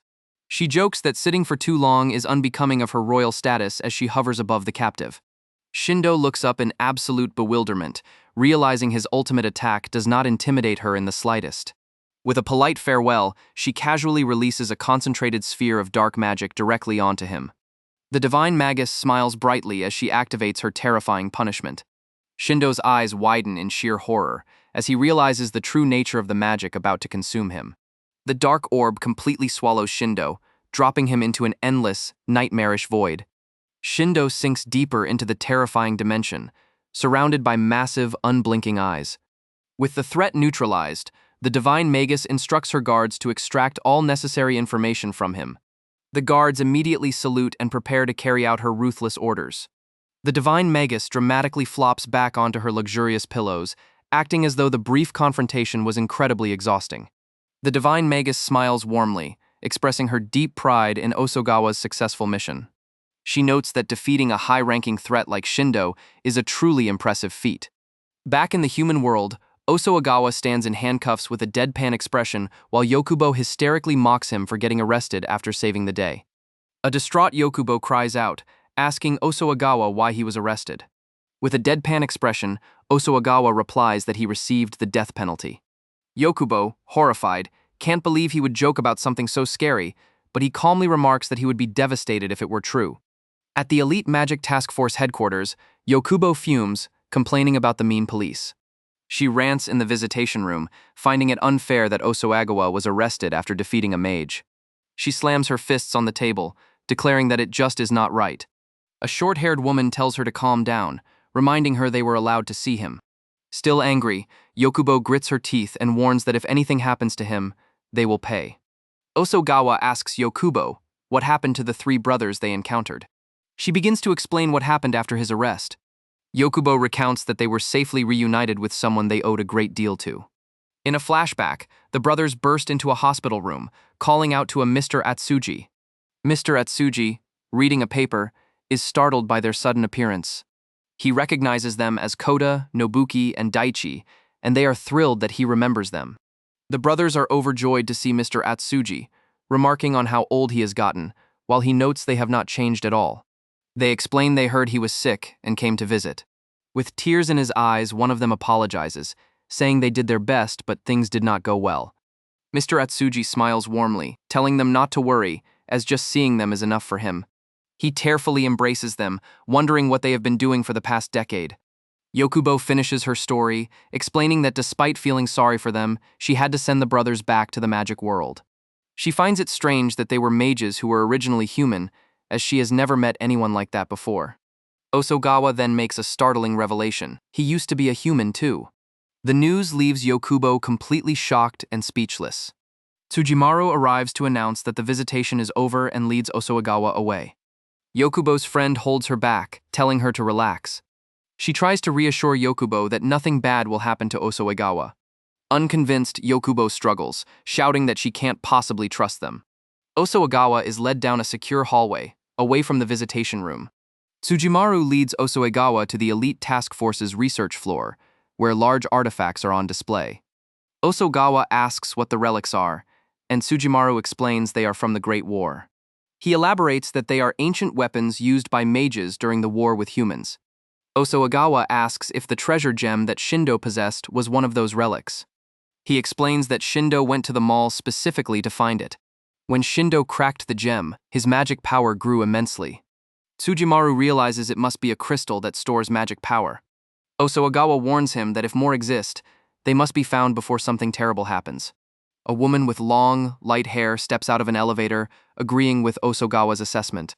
She speculates that these treasure gems might be the reason for the recent increase in mage activity. Osoagawa and Tsujimaru bow respectfully as she speaks. The woman introduces herself as Kaede Chikuma, director of the Elite Magic Task Force, and invites Osoagawa for a chat. Osoagawa seems unimpressed as the door closes behind them. She leads them into an interrogation room, and Osoagawa cynically asks if they're about to play good cop, bad cop. Chikuma expresses her disbelief at talking to a mage like this. Tsujimaru reveals he told her that Osoagawa isn't a bad person and could be useful. Osoagawa is surprised, asking if Tsujimaru was trying to help him, but Tsujimaru vehemently denies it. He admits that defeating Shindo proved Osuagawa is stronger than a rank 3 mage. Because of this, they are considering more than just monitoring him. Tsujimaru proposes that Osuagawa cooperate with them on their next operation. He acknowledges that they would be taking a risk that Osuagawa could betray them. Chikuma claps her hands cheerfully, reframing the meeting not as an interrogation, but as an opportunity to share intelligence. She reminds them that the task force's purpose is to apprehend mages. Chikuma explains that mages have always crossed into their world, but their numbers have increased recently. She notes that Tsujimaru's encounter with Osuagawa was a fortunate turn of events. She confirms that Osuagawa's purpose is to recall mages, which he affirms. She then presents him with a photo, asking if he recognizes what is depicted. Chikuma reveals that many apprehended mages have strange writing etched onto their bodies. Osuagawa doesn't know what it means, but recognizes it as writing from the magic world. He confidently states that he can decode it with his magic. He asks for his handcuffs to be removed, and over Tsujimaru's hesitation, Chikuma agrees. Once free, he prepares to use a magic that reads things aloud, focusing on the photo. Osuagawa reads the text aloud, which sounds like nonsensical gibberish, prompting Tsujimaru to accuse him of messing around. Chikuma jokingly tells them to prepare the guillotine, but then says she is just kidding. Suddenly, Minnie Magus appears from Osuagawa's collar, explaining that it could be the Doroi language. She explains she snuck in due to her small size, which Chikuma finds adorable. Minnie Magus confirms the strange words are from a specific nation in the magic world. Minnie Magus identifies the language as belonging to the independent nation of Doroi, a desolate wasteland that everyone avoids. Chikuma deduces that Doroi is sending mages into their world for some reason. Minnie Magus agrees that it is probable. Osuagawa volunteers to inform the divine Magus, as Chikuma realizes the situation is more serious than they thought. Chikuma officially recruits Osuagawa, tasking him with capturing mages while gathering intel on their leader. He agrees, cheekily warning her that they will arrest him without hesitation if he steps out of line. Outside, Yokubo waits anxiously, worried that Osuagawa might get the death penalty and saddened that Minnie Magus is gone too. Osuagawa emerges from the building, and a relieved Yokubo rushes to him, overjoyed that he is alive. He apologizes for making her worry. He then immediately gets serious, explaining that something bad has happened. He clarifies that it is about the evil mages in the human world. He reveals that the nation of Doroi from the magic world seems to be involved, which shocks Yokubo. She panics at the realization that they might have to fight an entire nation now. Osuagawa remains resolute, stating that their mission is still to save people from whatever misfortunes they encounter. Fired up, Yokubo enthusiastically agrees. Osuagawa declares it's time to do some training to prepare for any enemy. The next day, however, Yokubo finds him using magic to instantly heal his sore muscles, and she angrily points out that muscles don't get stronger that way. A young woman arrives at a multi-story building, seeking the Osuagawa consultation office.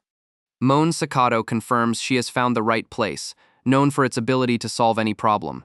Inside, she finds Osuagawa calmly meditating while Yokubo shouts about training to defeat enemies, leaving Moni bewildered.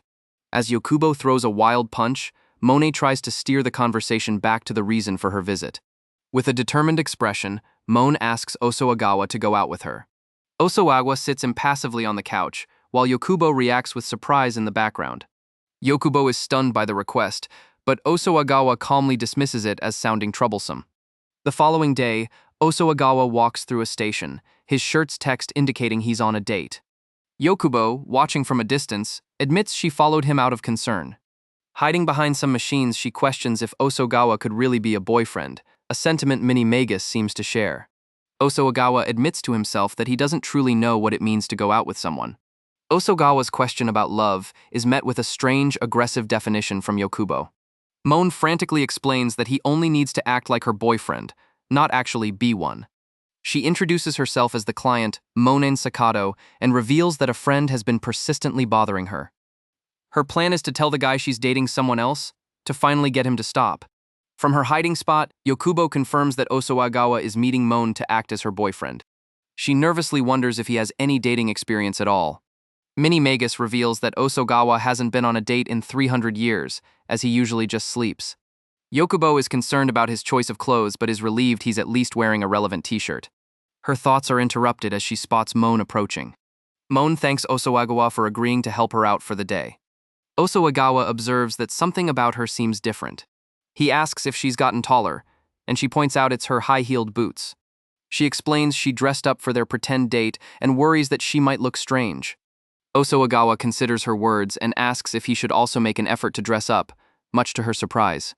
Osuagawa brandishes his wand, explaining he's using magic to change his appearance.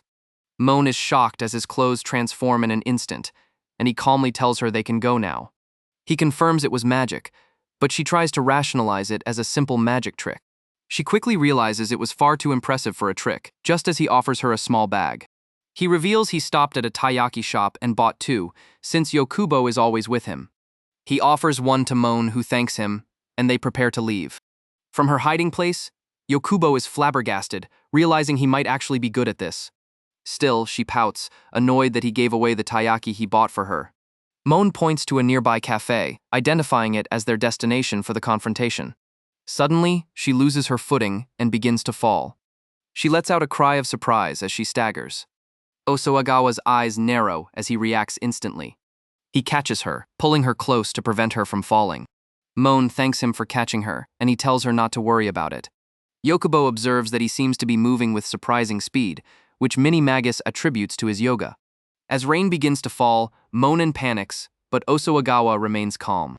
He takes out his wand again, preparing to cast magic that will keep them from getting wet. A magical barrier forms above them, protecting them from the downpour. Moan stares in wonder as Osuagawa explains they can now walk freely in the rain. He tells her the spell's range is limited, so she needs to stay close to him. Yokubo, now wearing a hood against the rain, watches the two walk off together, stunned. Walking close to Osuagawa, Moan can't help but feel that the situation is becoming romantic. Yokubo exclaims that he's doing a surprisingly good job acting as a boyfriend.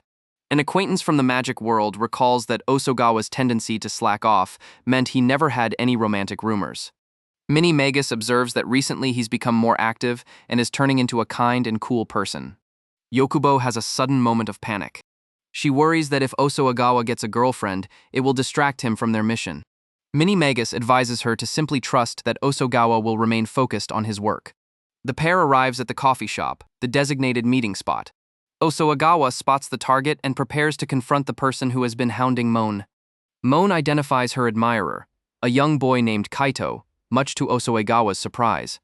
Moan steals her resolve, determined to go through with her plan, even though he's just a kid. Kaito retorts that he's a 7th grader and old enough to pay adult train fares. Moan pulls Osuagawa forward, boldly declaring to Kaito that this is her boyfriend.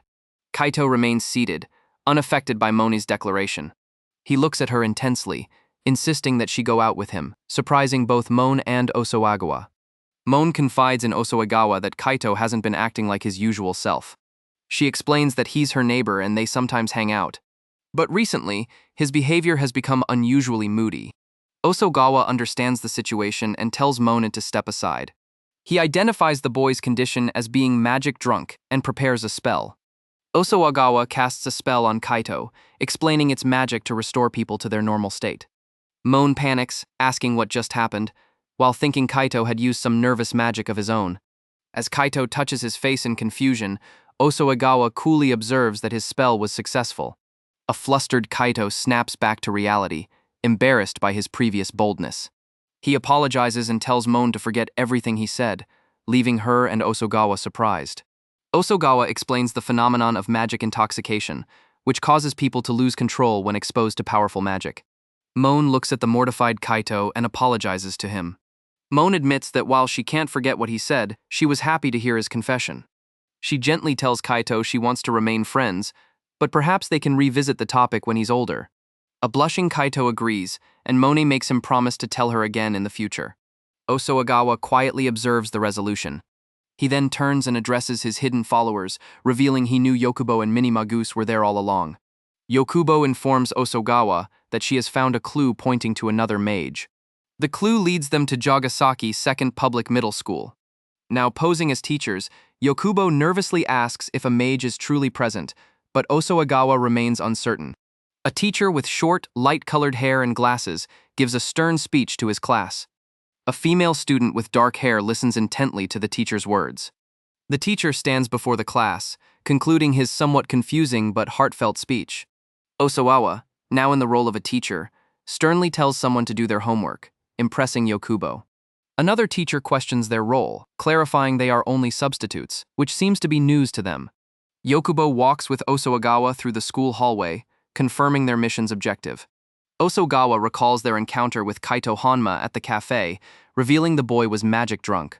Yokubo processes the term magic drunk, a symptom of being near powerful magic. Osoagawa concludes that there is a high probability of a mage being hidden somewhere on campus. Osoagawa lays out their plan to find the mage at Kaito's middle school. Yokubo salutes in agreement, ready for the mission.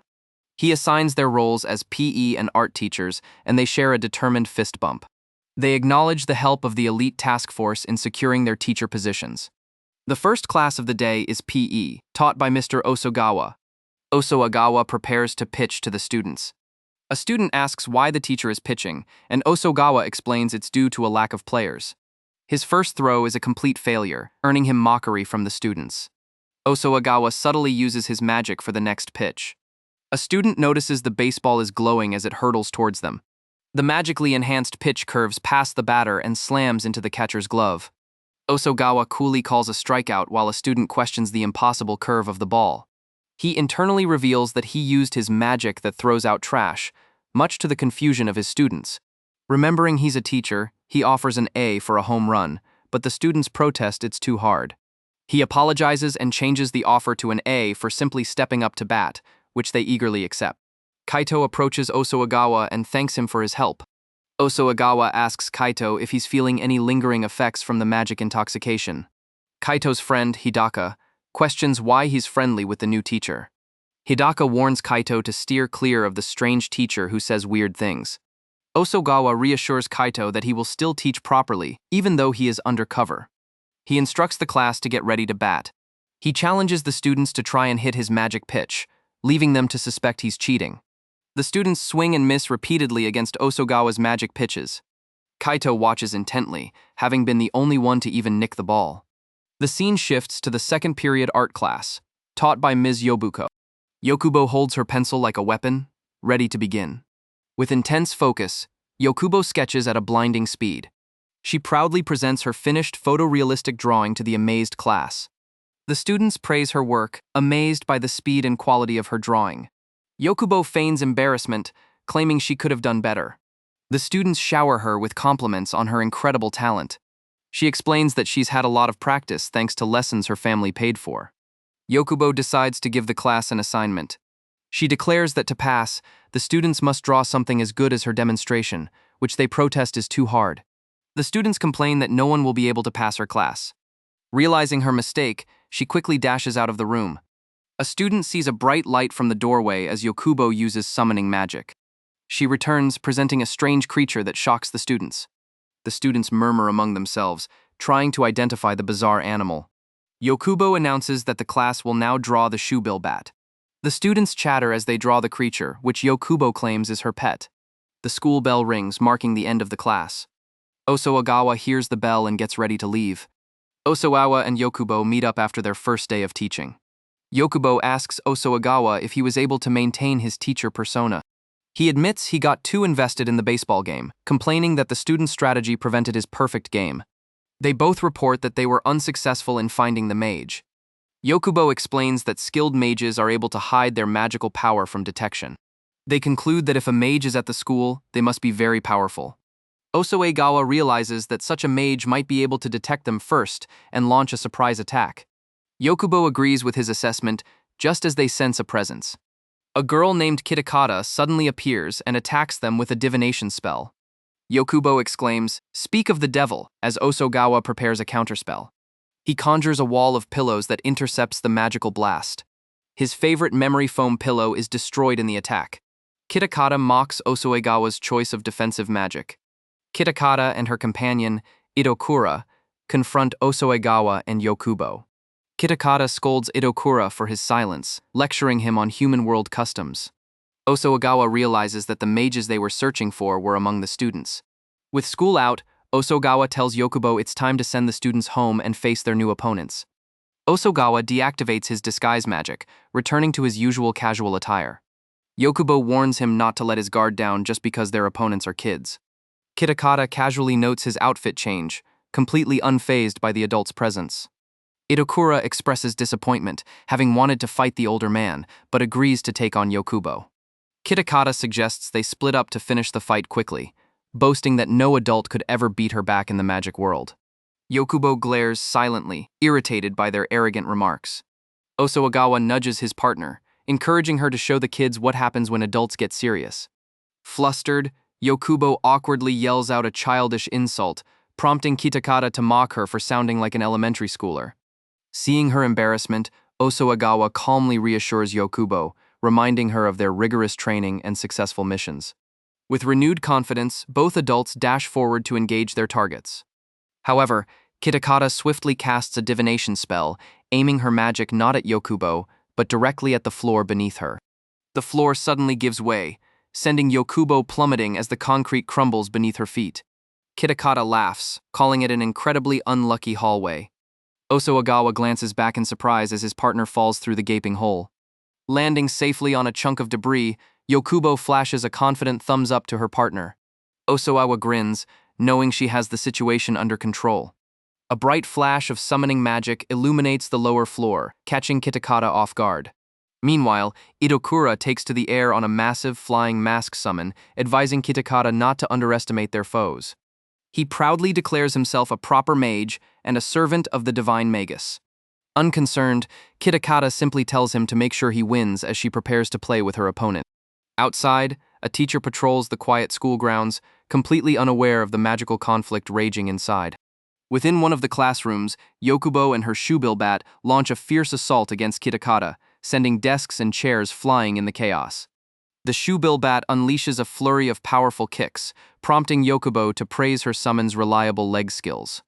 Kitakata effortlessly dodges the barrage, acknowledging the strong offense but warning that the fight will be over the moment a single attack lands. Suddenly, a piece of the ceiling collapses directly onto the shoebill bat, which Kitakata gleefully attributes to terrible luck. Moments later, a stray ball flies through the window, striking the summon right in the face. The misfortune quickly escalates as random objects begin pelting Yokubo and her creature from all directions, leaving them battered and confused. The shoebill bat collapses from the absurd barrage, forcing Yokubo to recall it while she calls her opponent a weakling for relying on tricks. In stark contrast, Kitakata easily sidesteps a flying projectile, boasting that her incredible luck keeps her completely safe from harm. Kitakata asks if her opponent has figured out the trick yet, as a lucky cat figurine bounces harmlessly past her. She explains that her divination magic allows her to drastically alter probability, making people incredibly lucky or terribly unlucky. Yokubo realizes the terrifying extent of her opponent's power, shocked that a student can wield such crazy magic so effortlessly. Kitakata points out that the bad luck is even disrupting Yokubo's magical flow, preventing her from casting spells properly. She then remarks that the name Yobuko belongs to a famous family of summoners. Noting her opponent's struggles, Kitakata cruelly mocks her, asking if she is the weak black sheep of her prestigious family. Straining against the bad luck, Yokubo manages to summon a single, pathetic crane fly, much to her own dismay. Her mind flashes back to a quiet moment in the staff room, where she watched Osoagawa meticulously organize his magical tools. She had teased him about his inability to conjure proper battle magic, calling him careless. In the memory, she asked if relying on such indirect spells made him nervous about facing stronger opponents. Osoagawa calmly replied that he intentionally collected convenient magic because he liked it. He advised her that if she couldn't beat someone with raw strength, she just needed to fight more efficiently, urging her to trust in her own unique power. Back in the present, Yokubo admits that while she lacks innate talent, she has dedicated more time to studying magic than anyone else. Drawing on Osoagawa's advice, she rapidly summons a swarm of harmless crane flies into the room. Kitakata looks on in confusion, wondering what such weak summons could possibly accomplish. Annoyed, Kitakata easily blasts the fragile insects out of the air, calling Yokubo a sore loser. However, the moment she destroys the bugs, Yokubo closes the distance and delivers a solid punch to the student's face. Yokubo reveals that she hasn't just been practicing summoning magic, but has also trained to fight physically. Reeling from the blow, Kitakata struggles to understand how her opponent bypassed the bad luck curse. Yokubo explains the loophole. Every time Kitakata casts her magic, it resets the previous effect. By forcing her to use her super unlucky spell to destroy the swarm of crane flies, Yokubo successfully cleared the curse from herself, freeing her to attack. Before Yokubo can finish the fight, The ceiling completely shatters as Itokura crashes into the classroom atop a massive, terrifying lion summon. Despite the sudden and overwhelming new threat, Yokubo stands her ground, fiercely declaring that she doesn't need talent because she will never give up. Yokubo proudly presents her victory to Osoegawa. He congratulates her on a job well done, then with a sly smile, suggests it's time for the next step. His proposal of torture sends the captive, Kitakata, into a state of panic disbelief.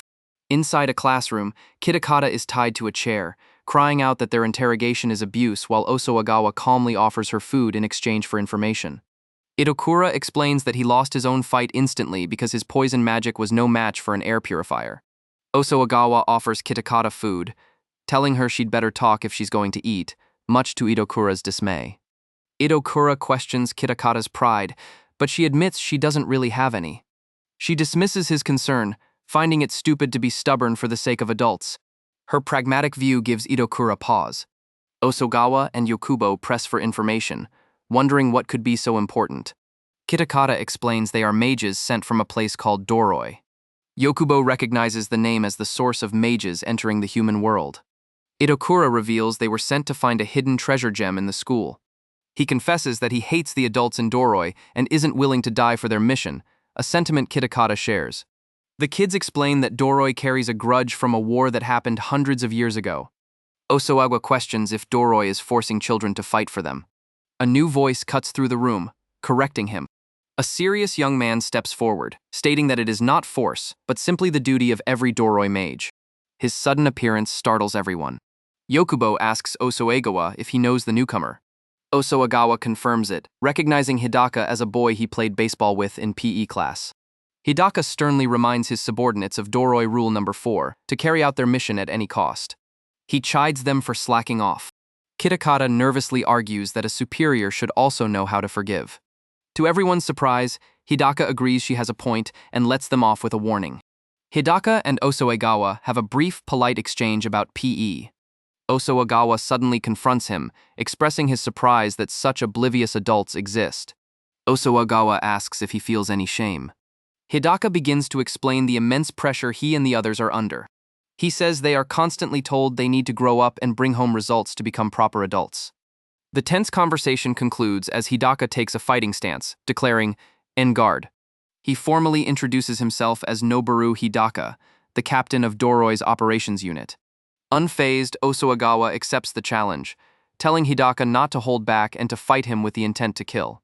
With her magic nearly depleted, Yokubo worries if she can still fight. She is shocked by the sheer power radiating from Hidaka, realizing it's exponentially more than her own.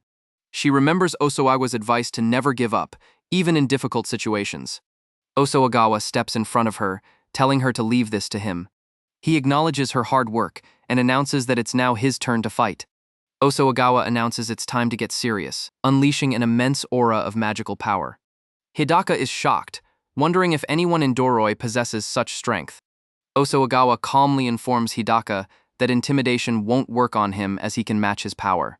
Yokubo is amazed at the incredible amount of magic her partner possesses. When a wide-eyed Yokubo asks about his power, Osoegawa deadpans that it is all thanks to yoga. He then clarifies that yoga is only about 40% of it. The rest comes from using his magic more often lately. This has helped him get over his rustiness. Hidaka sizes him up, concluding that Osoegawa will be a good match. Hidaka casts his address magic, sending a maelstrom of desks and chairs hurtling towards his opponent. In response, Osoegawa unleashes a 10x pillow cannon. The two powerful spells collide, filling the room with destructive force. The classroom is torn apart as the two attacks meet in a chaotic explosion of wood, metal, and stuffing. The force of the blast blows a hole through the school wall. Osoegawa lands on the roof, having sent Hidaka flying. He unleashes his hair-drying magic at full output. He calls out to Hidaka amidst the destruction. He demands to know what Doroi hopes to achieve by sending children like him to fight. Recovering from the blast, Hidaka dismisses the question, stating that such matters are for the adults to decide. He declares that it's not his problem as he gracefully lands on a desk amidst the debris. He prepares another address spell. His eyes are locked on Osoegawa. Another wave of debris crashes against Osoegawa's defense. Hidaka calls Osoegawa a monster and asks just how much magic he possesses. Osoegawa casually responds that he is not sure, as adding it all up would be a pain. Watching from the broken window, Yokubo cries out in worry while Kitakata gleefully predicts his death. Idokura explains that Hidaka is the strongest mage of their generation and never goes easy on anyone. He describes the terrifying nature of addressing magic, which makes objects relentlessly pursue a target until they hit. Taking pleasure in the scene, Kitakata suggests Osaegawa should just give up. Yokubo cheers for Osaegawa, while Idokura tells Kitakata to stop her taunting. Hidaka taunts Osaegawa for running around. He declares that as a Doroi mage, he will complete his mission. He tells Osaegawa to die, but his opponent says he isn't running.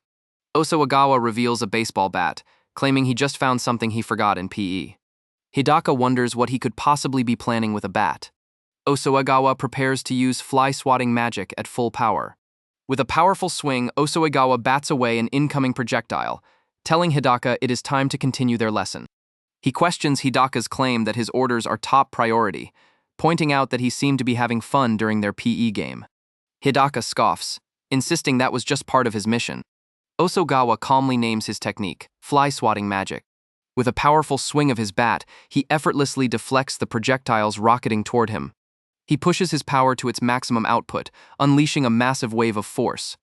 The attack clears the air, sending the debris flying harmlessly past an unfazed Hidaka. Osaegawa continues to block every incoming attack with his bat.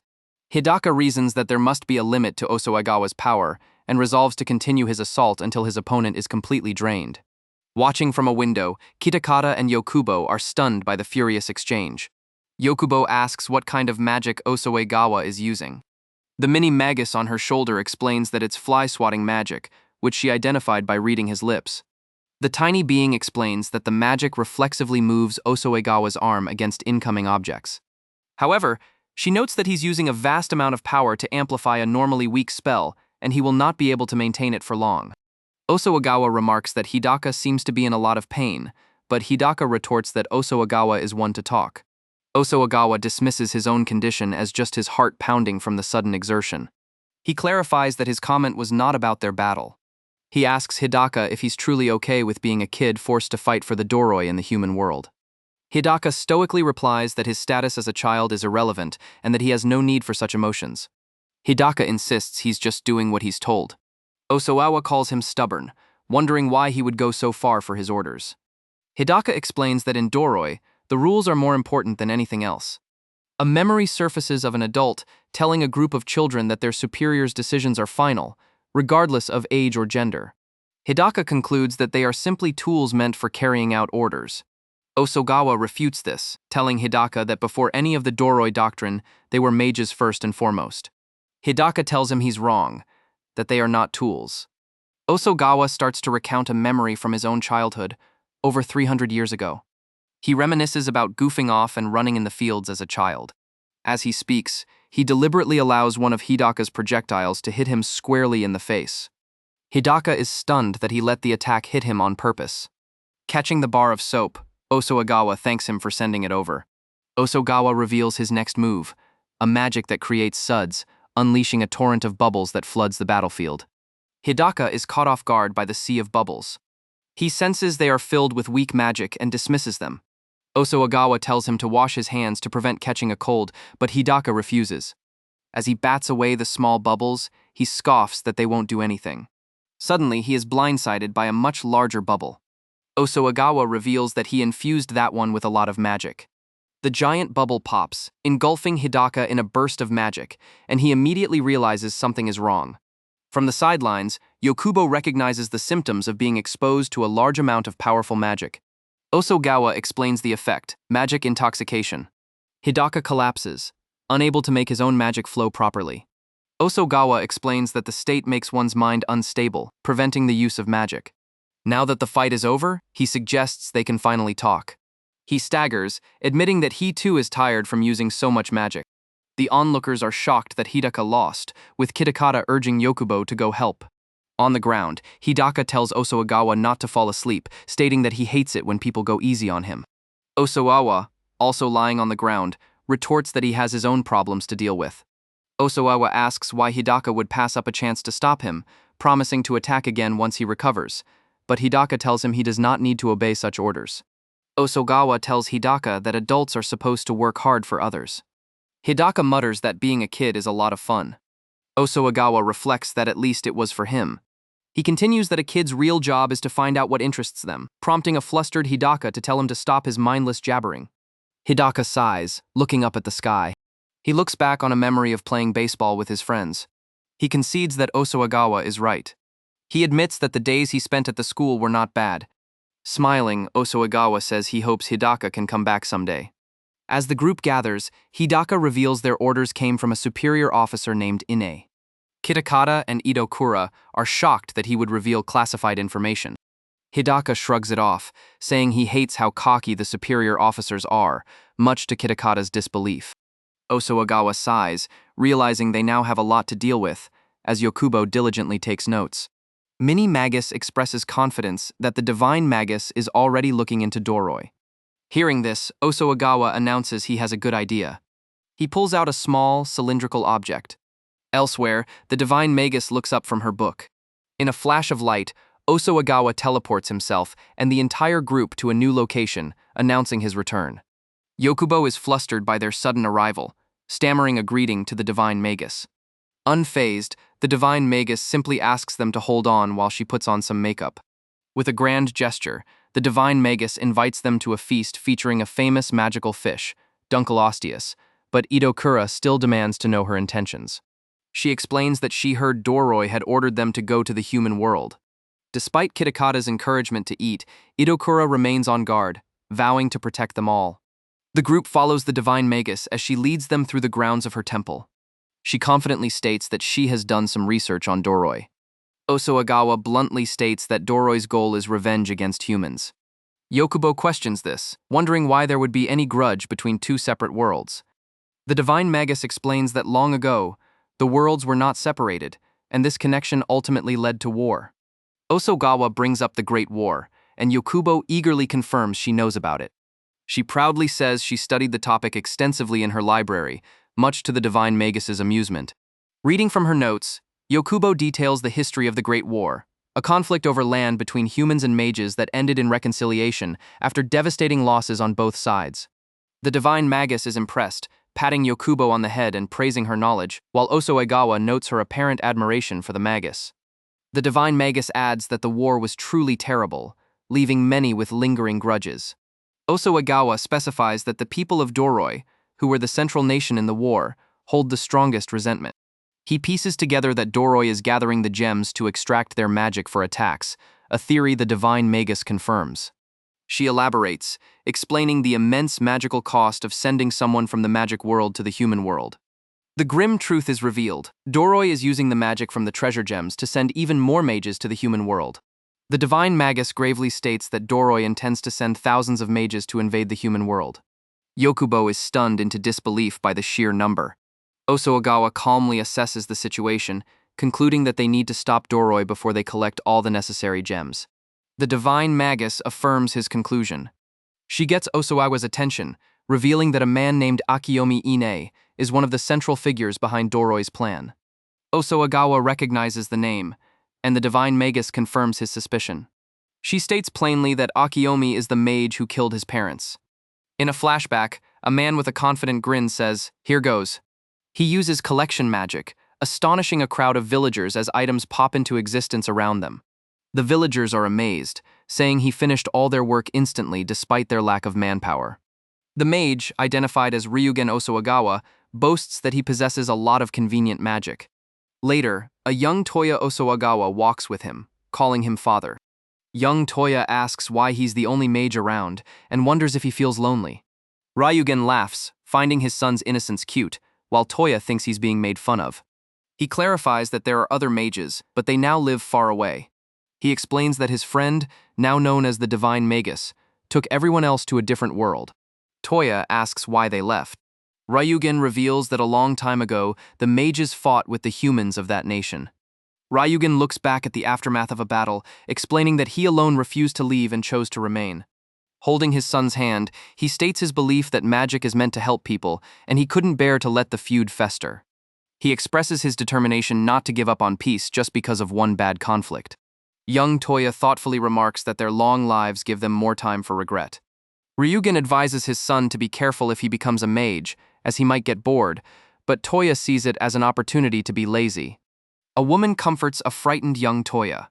Akiyomi Ine appears, his face cast in shadow, and demands to know why Osawagawa is living among humans. As a woman embraces the children, Akiyomi asks Ryugen if he has forgotten the pain of the war. Ryugen calmly replies that he hasn't forgotten, but has something to say. Akiyomi retorts that the war was over 200 years ago and should be considered a thing of the past. He scoffs, telling Ryugen he sounds like a human. The woman with Toya explains that humans forget what mages remember because their lifespans are so much shorter. Ryugen counters that it's time for a change, but Akiyomi dismisses humans as shallow creatures whose children will be no different. The woman with Toya recalls that the humans started the war. Akiyomi declares that mages have a right to repay them for their actions. Ryugen tearfully insists that bearing grudges will only suffocate their own people. Ryugen stares at Akiyomi with determination, vowing to prove that humans and mages can coexist. He believes that once he does, it will allow them all to live freer lives. Akiyomi coldly rebukes him, stating that such talk from a great mage sets a bad example for others. The shocking events of the past are reflected in young Toya's wide, terrified eyes. Returning to the present, Osawagawa's face is a mask of cold resolve. Osawagawa quietly absorbs the fact that Ine is still alive. The divine Magus confesses she had believed Ine died with Ryugen back then. Noticing his distress, Yokubo runs toward him. She fervently promises to stay by his side. Yokubo adds that while she might not be reliable, she's sure they can defeat anyone as long as they are together. Osawagawa gently puts a hand on Yokubo's shoulder, telling her not to worry and that it will be fine. The divine Magus reminisces that his father frequently spoke of coexistence between mages and humans. Mini-Magus processes the fact that Ine is still alive. Osawagawa realizes that Ine is actively working against his father's ideals. With firm conviction, he declares that stopping Ine is a personal responsibility he must fulfill. In the city of Doroi, a man named Kogota sits impatiently, musing that while people say waiting is part of the fun of fishing, he has other thoughts. A woman with him is more concerned with his appearance, asking why he did not shave. As another companion complains about needing to be presentable for Mr. Ine, Kogota brushes them off, saying he was about to share something interesting. Kogota concludes his thought, stating that in the end, waiting is just a bore. He believes this is true for anything, not just fishing, and that the most exciting part comes later. A man hooked up to numerous tubes sits up in a large room. Kogota reveals the true thrill. Seeing the prey react, his female companion recoils in disgust, while the man with the eye patch questions what is so nice about that. The man in bed, Mr. Ine, greets his visitors. Kogota and his companions return the greeting. Kogota asks about his condition. In reports that he has recovered about 40% of his strength, but complains about the slow recovery process. Kogota mentions that there are now people in the human world getting in their way. His companion asks if he means the servants of the divine Magus. Ine confirms it is them, but adds that there are others who are just as annoying. He specifies mere humans who had the gall to research magic and use it against them. With their collection of treasure gems complete, Kogota announces it is time to head out. Ine tells them he is counting on them. The scene shifts to a town in the magic world, 10 minutes from the divine Magus's shrine. Yokubo asks Osawagawa where they are. He calmly reveals they are at his house, much to her surprise. As the divine Magus shoos away curious onlookers, Yokubo asks if they are taking a break, but Osawagawa simply says no. Osawagawa explains that there is something he needs to take with him. He reminds Yokubo that he previously told her he does not have battle magic. He clarifies that his statement was only somewhat true. It has just been a while since he conjured battle magic. Yokubo is surprised by this revelation. He tells her to follow him inside. He opens the door to reveal his messy room, much to Yokubo's shock. Osawagawa proudly calls it his paradise after all. It is a space he created to be as lazy as possible, with everything he needs within arm's reach. He begins rummaging through the clutter, looking for something specific. After a moment, Osawagawa finds a small case, which he explains contains his battle magic. He tells them it was the first magic he ever conjured after becoming a mage. He created it when he was working hard to become a strong mage like his father. However, he eventually realized that the convenient magic he uses in his daily life suited his style much better. As he tries to activate the magic, the case crackles and resists him. Yokubo cries out in alarm, wondering what happened. The divine Magus calmly observes that his body is rejecting the magic. Osaegawa agrees, explaining that its nature is too different from the magic he usually conjures.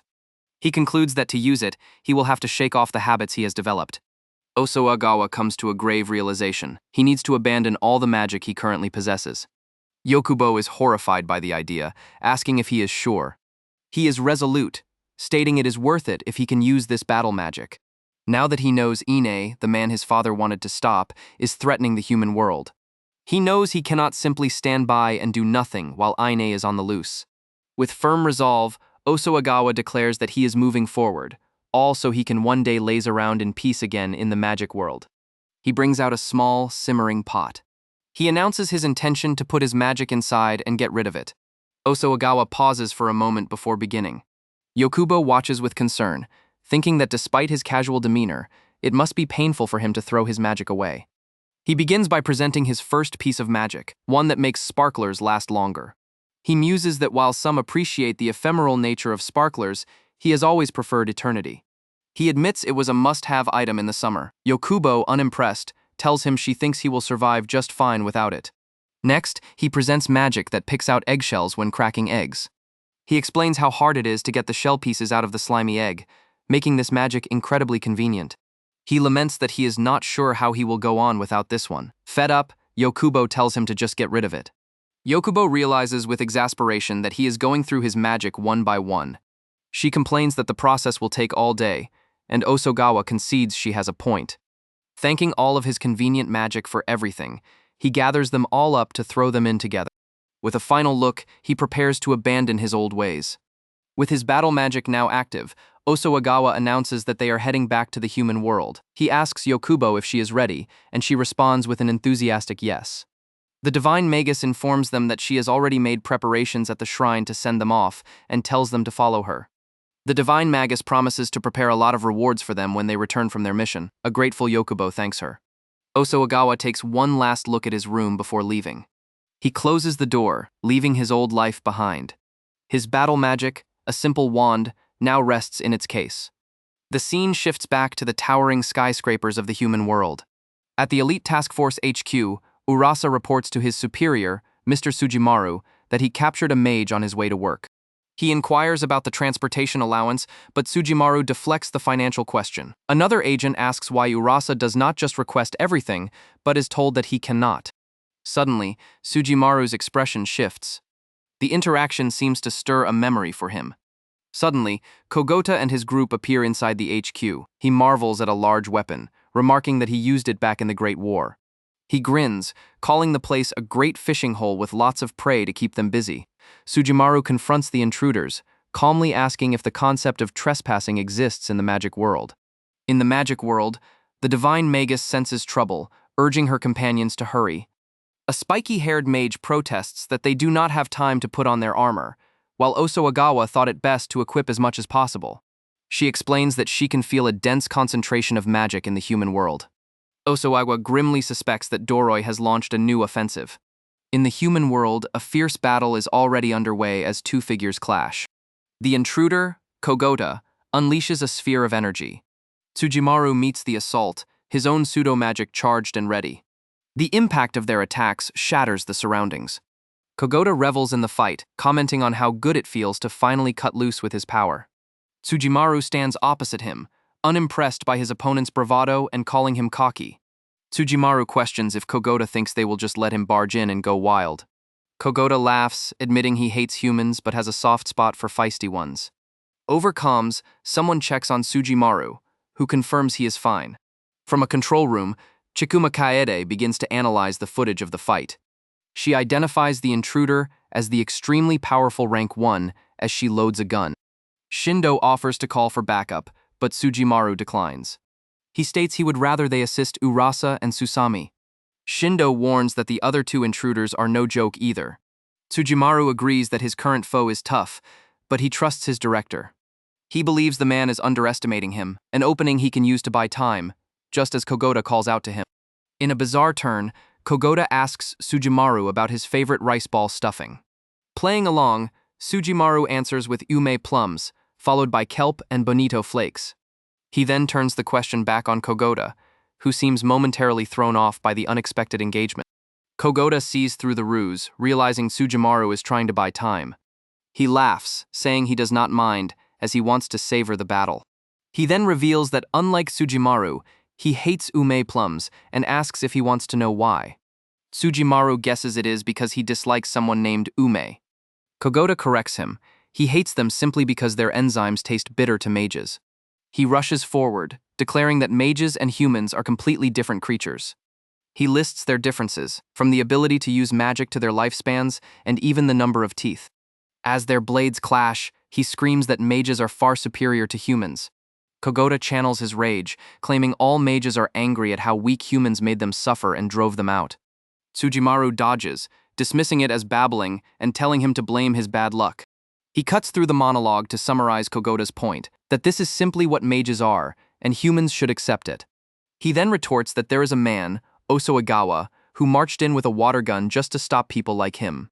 Tsujimaru sees through Kogota's justifications, stating it is all just an excuse to get his way. He adds that his intuition tells him Kogota is the type who loves seeing people suffer. Kogota drops the pretense, confirming with a smirk that Tsujimaru is 100% correct.